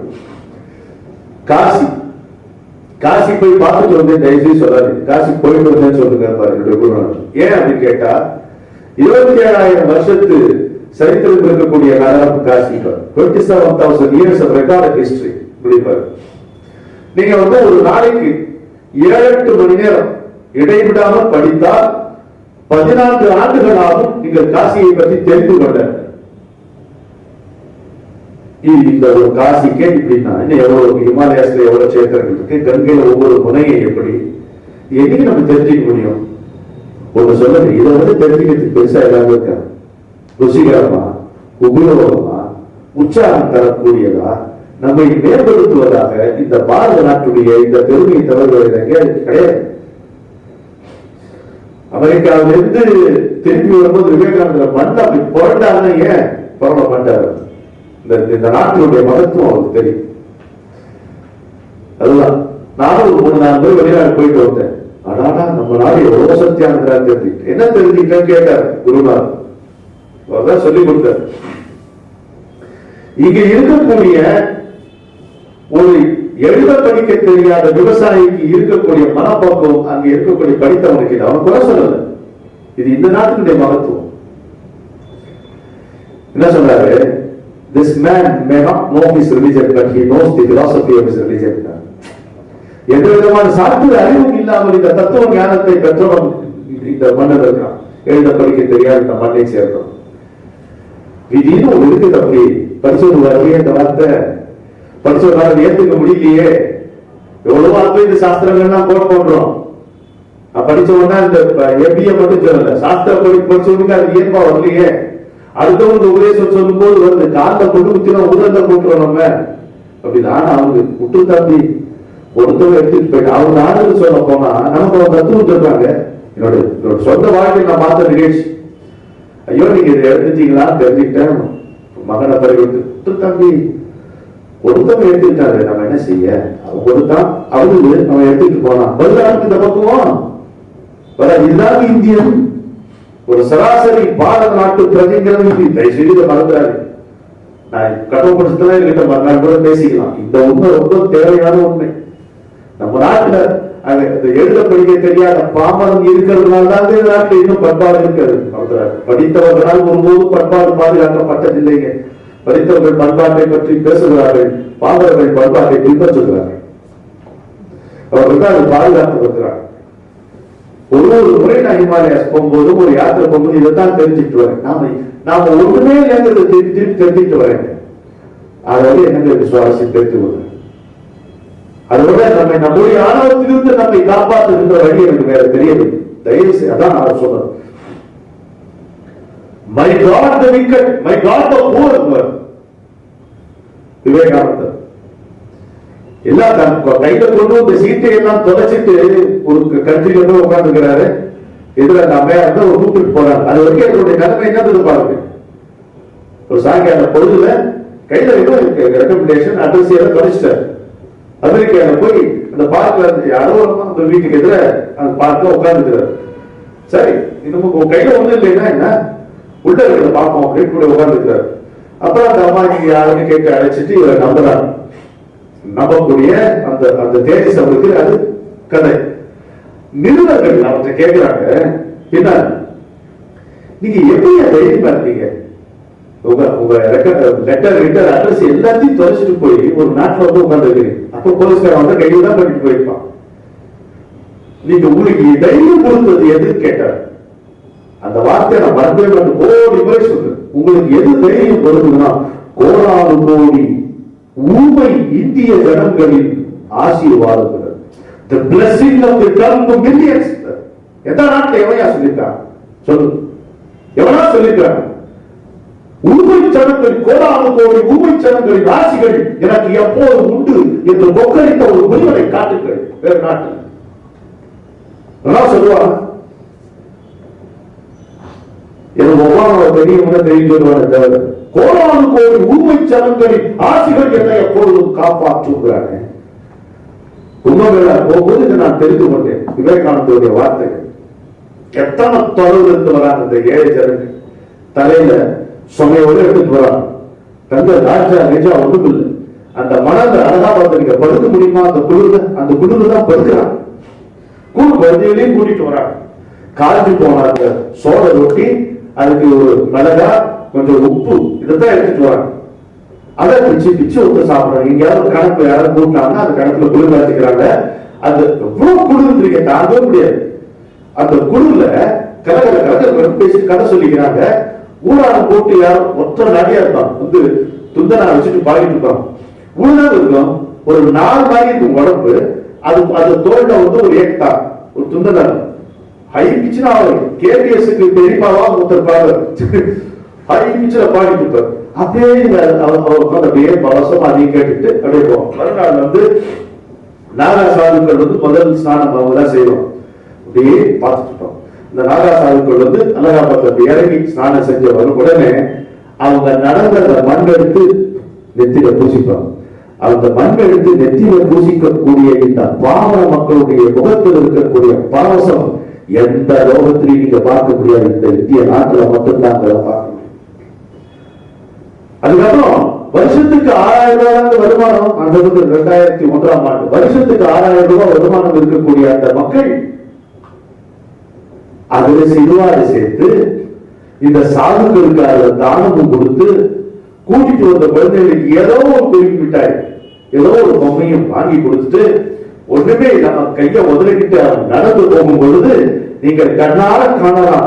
சிவன் அவர்கள் ஒவ்வொருவரையும் தொழுதபடி பரமேஸ்வரன் அவர்கள் கால்பட்ட அந்த தூசியை எடுத்துத்தான் திருநீராக அடித்துக் கொண்டிருக்கிறார் பரமேஸ்வரன் என்பதை நீங்கள் உணர்ந்து கொண்டு பொழுதுதான் இந்த நாடு எத்தனை பெரிய நாடு என்பதை நீங்கள் புரிந்து கொள்வீர்கள். பாரத நாடு வளம் பெறும் நாடு, நீர் அரண் புதல்வரின் நினைவகற்றாது என்கின்ற பாரதி வாசகத்தை நீங்கள் பாமரர்களுடைய பக்தியை புரிந்து கொள்வதன் மூலம் தான் புரிந்து கொள்ள முடியுமே தவிர ஒருவரும் சாத்திரங்களை படித்து நீங்கள் புரிந்து கொள்ள முடியாது என்பதை உணருங்கள். புறப்படுங்கள் இன்றைய யாத்திரைக்கு. எத்தனையோ பட்ஜெட் போறீங்க. ஒரு வருஷத்துக்கு 20 நாட்களை செலவழியுங்கள் இந்த நாட்டை சுற்றி பார்ப்பதற்கு. ஏழையை காணுங்கள். ஏழைகள் மட்டும்தான் இறைவனை பார்க்க முடியும். எந்த விதமான ஆடம்பரமும் இல்லாத அந்த திறந்த மனம் கொண்டக்கூடிய பக்தியை பாருங்கள். கடவுளை மிக சுலபத்தில் கொண்டு கொள்ளலாம். கடோபட்சத்தை நீங்கள் அதன் மூலம் தரிசிக்கலாம் என்பதைத்தான் நான் உங்களுக்கு சொல்லிக் கொள்ள விரும்புகிறேன். இமயத்தை பார்க்காம நீங்கள் எப்படி இந்தியர்கள் என்று சொல்லிக் கொள்ள முடியும்? கங்கையை குளிக்காத நீங்கள் எப்படி நீங்கள் புனிதம் அடைய முடியும்? அந்த ஏழையுடைய பக்தி அதுதான் நம்முடைய வாழ்க்கையுடைய அரிச்சுவடி என்பதை புரிந்து கொள்ளுங்கள். அதற்காகத்தான் இதை சொல்லுகிறேன். வெறும் உணர்ச்சி வயப்பட்டு சொல்வதில்லை. ஐயோ கவலை விட்ட பாடல்களை என்னுடைய குருநாதரின் தயவா நான் கற்றுக்கொண்டு கேதார்நாத் சொல்லுகிறேன். கேதார்நாத்ல என்ன குழு நல்ல படங்கள் எடுத்துக்கிறேன் போடுகிறேன். அந்த முதல் கிரணம் அந்த மலையில வந்து விழும்போது கோயில் பின்னால் இருக்க மலை அதான் சொர்க்கம். அப்படித்தான் பாண்டவர்கள் போய் தன்னுடைய தர்மபுத்திரத்துடைய சரீரத்தை அங்கே கிடந்துகிறார். அதுக்காக ஒவ்வொரு காத்திருந்து ஒரு மாதிரி படம் எடுத்துட்டு இருக்க ரொம்ப பரவசமா இருக்கும். இன்னைக்கு எல்லாரும் அந்த படம் கொடுத்துருக்கேன்.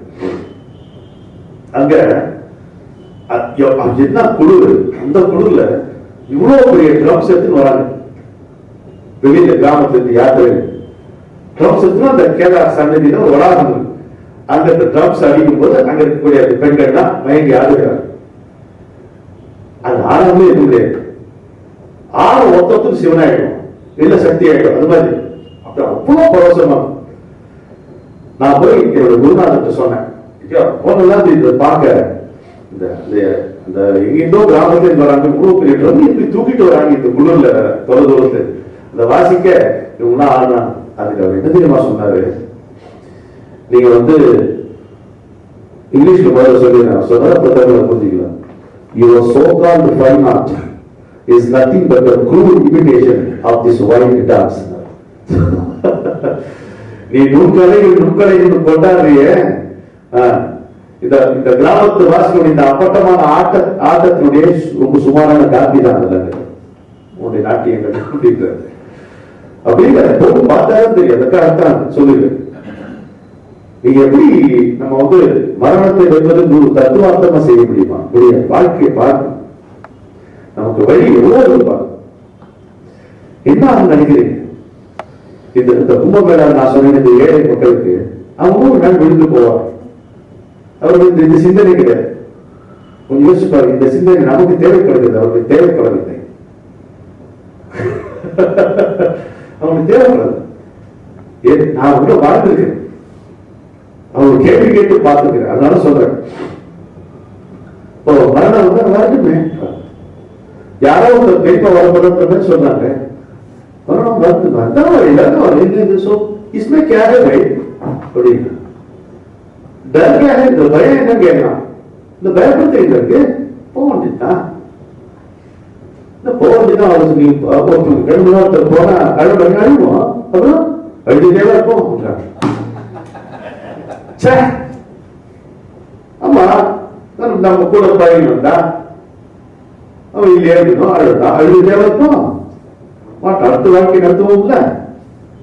நமக்கு டைம் வரும்போது अरे हमारा नंबर आने के समय हम भी जाएंगे.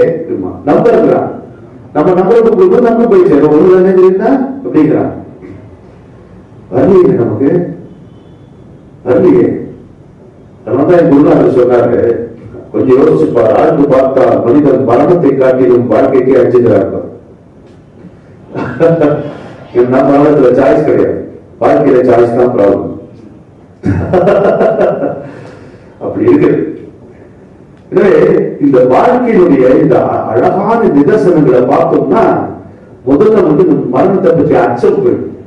அச்சம் விலகாமல் மர்மத்தினுடைய முடிச்சு அவிழ நம்ம புரிந்து கொள்ள வேண்டும். இதை தொடர்ந்து இன்னும் நமக்கு நிறைய பேச வேண்டி இருக்கிறது. இன்றைக்கு என்னோட உடல் நலம் குறைவாக இருக்கிறது. மேலும் என்னுடைய சிந்தனை முழுக்க அந்த கும்பமேளாவும் இமாலயத்திலையும் கேதார்நாத்தையும் அந்த ஜனங்கள் மேல போயிடுது. அந்த போது அதுக்கப்புறம் வேற எதுவும் பேசுறது அதிக பிரசங்கித்தனமாக தோன்றுகிறது. In meditation, prayer is an aberration. தியானத்துல பிரார்த்தனை ஒரு அபஸ்ருதி தான். மாதிரி அவங்களை பார்க்கும்போது அவங்க கேள்வி கேட்டு அவங்க பதில் சொல்லும்போது நான் பெற்ற அந்த இப்ப 10,000 பார்த்தேன். ரொம்ப பணக்கார இருக்கு நண்பர் ஒருத்தர், நம்ம பிரபாத்குமார் தான். போய் கேட்கிறேன், ஐயா நீங்க கடவுளை பார்த்துருக்கீங்க பெண்ண அப்படின்றாரு. பார்த்துருக்கேன். அப்படிதான் கிடைக்க கட்டில்லப்போ என்ன போதுல பார்த்துருக்கோம், வேலை செய்யணும். ஒரு நாள் எங்க வீட்டுக்கு வந்தார். ராத்திரி 10:30 மணிக்கு திருப்பணும் வந்தார். 10:30 மணிக்கு வர தெரியுது வந்துட்டு ரூபா போனார். போயிட்டு வந்துட்டு உடல்ல பாகவதத்துல சொல்லி பார்த்துருக்கேன் 2 விஷயம். கடவுளை பார்க்கறது ரொம்ப சுலபம், ஒரு நல்ல பக்தனை பார்க்கறது ரொம்ப சிரமம். ஒரு பக்தன் வீட்டுல கடவுளை பார்த்து சொல்லி கேள்விப்பட்டிருக்கேன். வந்தாதான் பார்த்தேன். டீ குடிக்கிறியா? டீ குடிக்கிறியா நீ? சரி டீ கொடுத்தோம். அப்புறம் மறுநாள் வந்து ஒரு இடி அடிச்சாரு. கேட்டா ஒரு டீ கேட்டா டீ தான் கொடுப்பியா? ஒரு 10 நிமிஷம் பூரி சப்பாத்தி பண்ணி கொடுக்கணும் தெரியல அவனுக்கு அப்படின்னாரு. இதான் வாழ்க்கை. தேவபவன் சினிமாவில் பார்த்தீங்கல்ல, இப்ப அருமையான ஒரு காட்சி வெள்ளம் வரும்.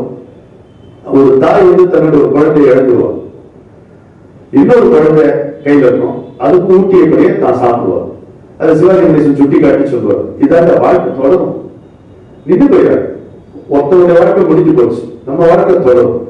அப்ப அவங்க பத்தின நினைப்பே இல்லைன்னு அர்த்தம் இல்லை. என்னோட குருநாதனுடைய மாப்பிள்ளை கோரமான ஒரு விபத்துல மாரடைப்பு வந்து இறந்து போனார். அவருக்கு மாப்பிள்ளைக்கு இவர் வந்து ஈமக்கடன்கள் செய்யறாரு. அவருடைய இந்த முதல்ல சின்ன மாற்றம் கூட இல்லை. எல்லாம் வந்து அமைதியா நடத்தினார். நான் வந்து அவரை கேட்டேன், எப்படி நீங்க ஃபீல் பண்றீங்க? நான் போயிருந்தா அவன் எனக்கு பண்ணிருப்பான், அவன் போயிட்டா நான் அவன் பண்ணது என்ன பெரிய விஷயம். Don't you miss people? கேட்டேன். No, I remember them. Don't you miss people? கேட்டேன். No, I remember them. இதுதான் பக்குவம். இந்த பக்குவம் இருந்தோம்னா இந்த உடல் தேகத்தை பயன்படுத்திப்போம், தேகத்தை சிக்கிக்க மாட்டோம். மரணத்தை வந்து நம்ம அக்செப்ட் அதுக்காக மிரண்டு போக மாட்டோம். மரணத்துக்கு மிரண்டு போவது என்பது ஒரு மனிதனுடைய மனித தன்மைகளில் ஒன்று. வாக்கும் குடியல்லோம் நம்மளை அஞ்சோம். அந்த பரம்பரையில் அப்பருடைய பரம்பரையில வந்து அவர் 4 உணர்வுகள். தன்னுடைய இடது கையால் யோக தண்டத்தை எப்படி நிறுத்தி என்னதெல்லாம் படைக்கப்பட்டதோ அதற்கு இணையான படைப்பை இன்னொரு இந்தியனையும் படைத்தவர் விஸ்வாமித்திரர். மனிதனாக பிறப்படுத்த வந்தவர். மனிதனுடைய ஆற்றல் என்பது அந்த அளவுக்கு செல்லக்கூடியது. நம்ம புரிந்து கொண்டோமானால் மரணம் என்பது வெல்வதற்கான வழி என்ன என்பது நமக்கு இன்னும் தெளிவாக இருக்கிறது. அடுத்த முறை நம்ம சந்திக்கும் பொழுது தெரிந்து கொள்ளலாம். மரணத்தை ஏன் வெல்ல வேண்டும் என்பது மட்டும் நம்ம நினைவில் வைத்துக் கொள்ள வேண்டும். எதனால் வெல்ல முடியவில்லை என்பதை நினைத்துக் கொள்ள வேண்டும். எதனால் வெல்ல முடியவில்லை என்றால் நான் இந்த உடம்பு என்கின்ற அடையாளத்துல நம்ம ஊறி போனது. இதுதான், இதனால்தான் நம்ம வெல்ல முடியவில்லை. தேகஸ்மரணை என்பது தவறில்லை, தேகாத்ம பாவனை என்பதுதான் வீரப்பாடு என்பது புரிந்து கொள்கிறோம். இந்த மரணத்தை வெல்லுவதால் என்ன நன்மைகள் கிடைக்கிறது? தொடர்ந்து நாம் இதே உணர்வோடு நம்முடைய இலக்கை நிச்சயித்த இலக்கை நோக்கி உணர்வோடு நடக்க முடிகிறது. ஊருக்கு உதவ வேண்டும் என்றால் இந்த தொடர்ச்சி தேவைப்படுகிறது. உலகத்திற்கே உதவ வேண்டும் என்றால் இந்த தொடர் நினைப்பு நமக்கு தேவைப்படுகிறது. மரணத்தை வெல்லுவதால் விளையக்கூடிய பயன்கள் இவை என்பதும் புரிந்து கொள்ளலாம். குருநாதர் போன்றவர்கள் மீண்டும் மீண்டும் நினைவோடு இங்கே பெறப்படுகிறார்கள் என்பது புரிந்து கொள்ளலாம். நினைவோடு இங்கே பெறப்படுகிறார்கள். அதனால செய்ய வேண்டியவர் என்னன்னா அதை செய்து கொண்டே வருகிறார். எத்தனையோ பேருக்கு தொண்டு செய்யக்கூடிய ஒரு ஓடக்காரனாகத்தான் அவர்கள் இருக்கிறார். நம்முடைய மனம் என்கின்ற கழிப்பறைக்குள் நுழைந்து அந்த மனத்தை சுத்தம் செய்யக்கூடிய தோப்பிகளாகத்தான் அவர்கள் இருக்கிறார். அப்படி புரிந்து கொண்டால் மரணத்தை வெல்வது என்பதால் இந்த மாற்றத்திற்கு நிகழக்கூடிய பயன் என்ன என்பதை நம்ம புரிந்து கொள்ளலாம். நமக்கு மட்டுமே நிகழ்கின்ற பயன் என்று ஒன்று உண்டானால் அதுக்கு இந்த படி தேவையில்லை. ஆனால் மற்றவர்களுக்கு எது நன்மை தருமோ அதுதான் நமக்கும் நல்லது, அதுதான் நமக்கும் பயன்படுவது என்பதை நாம் புரிந்து கொள்வோமானால் இந்த மரணத்தை வெல்வது என்பது மற்றவர்களுக்கு செய்யக்கூடிய பயன்களில் ஒப்பற்ற பயனாக இருக்கும் என்பதை நாம் புரிந்து கொண்டு இந்த அளவில் இந்த நிகழ்வை, இந்த அமர்வை நான் நிறைவு செய்கிறேன். சில அறிவிப்புகள். 21ஆம் தேதி பாரதிய வித்யா பவனில் மெயின் ஹாலில் காலங்களில் அவன் வசந்தம் கண்ணதாசனை கொண்டாடுவோம் என்கிற நிகழ்ச்சியில் என்னுடன் கலைமாமணி திரு ஒய்ஜி மகேந்திரன் அவர்கள் பங்கு கொள்கிறார்.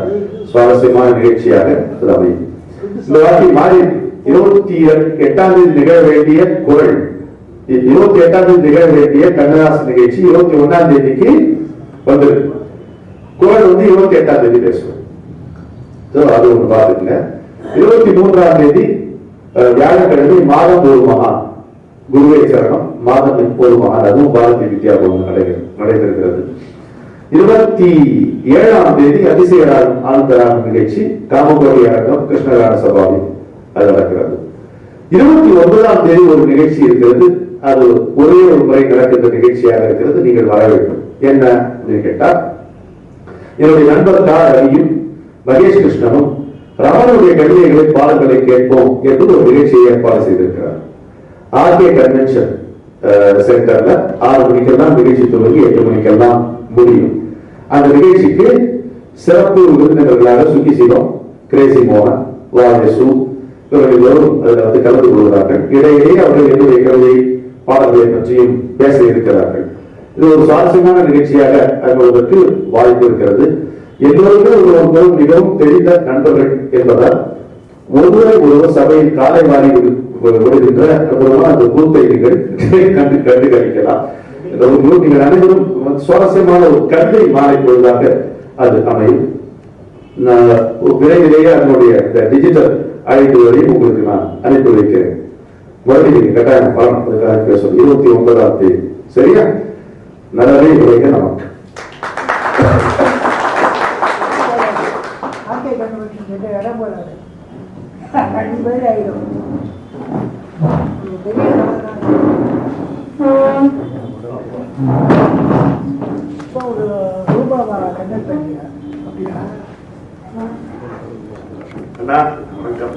அந்த உந்து சக்தியினால் மட்டுமே செயல்படும்.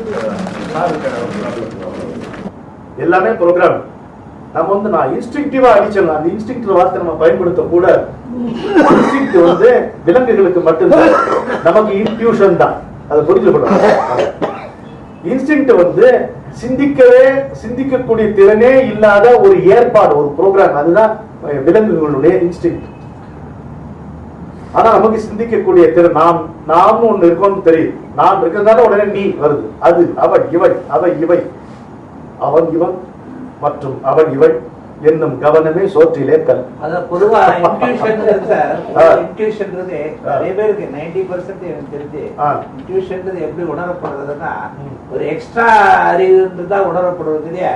நீங்க சொல்ற மாதிரி விலங்கினத்துக்கு மனிதர்களுடைய வேறுபாடு இருக்கக்கூடியது இன்ட்யூஷன். அது இன்ஸ்டிங்க்ட் சாதாரணமா நினைக்கிறது இல்லை. ஆமா, நினைக்கிறது இல்லை. அது இன்ஸ்டிங்க்ட், இது இன்ட்யூஷன். அந்த மாதிரி இது உள்ளறிவு நமக்கு பதிலுக்கு கிடையாது. அதை புரிஞ்சுக்கணும். அப்ப அந்த குலத்துல இது மாதிரி ஒன்று. இந்த மனிதன் மனமும் இருந்து சிந்திக்கும் திறன் இருக்கக்கூடியவன் இந்த உயிரினங்களிலே மனிதன் ஒருவனே. மனசாட்சி என்கின்ற ஒப்பற்ற வசதி இருக்கின்ற மனிதன் தான் கயமைத்தனத்தை அனுமதிக்கிறான். மிருகங்களிலே கயமை கிடையாது. பாம்புகளில் நல்ல பாம்பு, நீங்க பாட்டு போங்க நான் கடிக்க மாட்டேன்னு சொல்ற பாம்பு கிடையாது. எல்லா பாம்பும் சீண்டப்பட்டால் பயந்தால் கடிக்கும் தான். ஆனா கயமையான ஒரு பாம்பு கிடையாது. நம்ம தான் நரிய தந்திரம் சொல்றோம். நரிய பொறுத்த மட்டும் தந்திரம் கிடையாது. நரிக்கு தான் நரின்னு தெரியாது.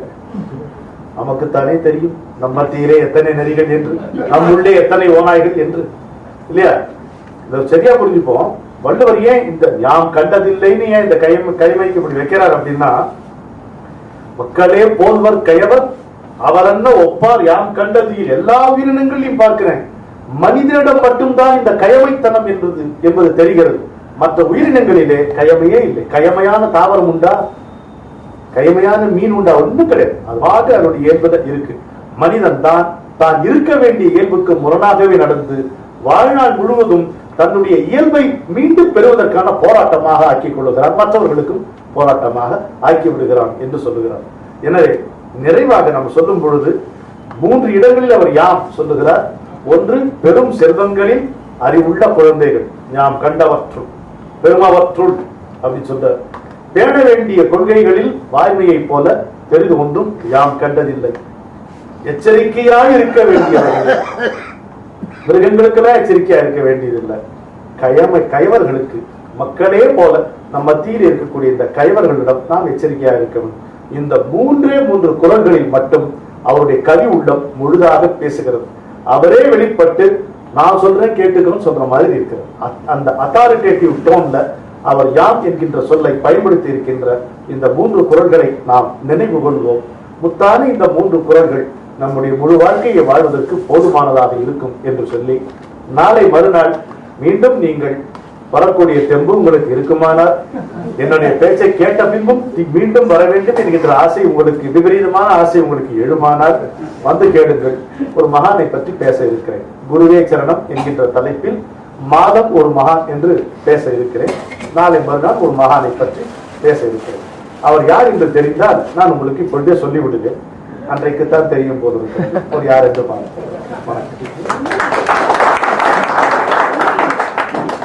ஒரே ஒரு நிமிஷம் உட்கார. ஒரு 3 நிமிடங்கள் எனக்கு என்ன நேரம் இருக்கு.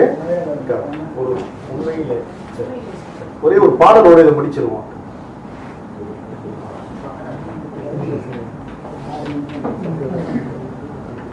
உண்மையிலே சொல்ல போனா ஊசி முனைதான் உள்ளான். உண்மையிலே சொல்ல போனா ஊசி முனைதான் உள்ளான். அந்த ஊசி முனையின் காலடியில் உற விழுங்கிடும் பள்ளம். பள்ளத்துல பாயுதம்மா கட்டுக்கடங்காத வெள்ளம். வெள்ளத்துல பட்டுக்காம கண்ணச்சி விட்டுது மௌனம். அந்த மௌனத்தின் முன்னே மூச்சின்றி பேச்சின்றி மல்லாந்து இருக்குது வானம். வானத்துல எப்பமும் கருப்பு தான். வண்ண சூரியன் சந்திர நட்சத்திரங்களும் எல்லாமே மின்மினிதான். வானத்துல எப்பமும் கருப்பு தான். வண்ண சூரியன் சந்திர நட்சத்திரங்களும் எல்லாமே மின்மினிதான்.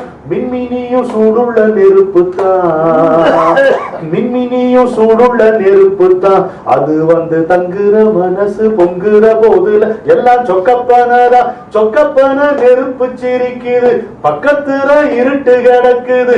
சொக்கப்பன நெருப்பு சிரிக்குது, பக்கத்துல இருட்டு கிடக்குது. கிடக்குற இருட்டி தெரிக்கும் வெளிச்ச புள்ளிகள் ஒவ்வொன்றும் உள்ளந்தா. கிடக்குற இருட்டி தெரிக்கும் வெளிச்ச புள்ளி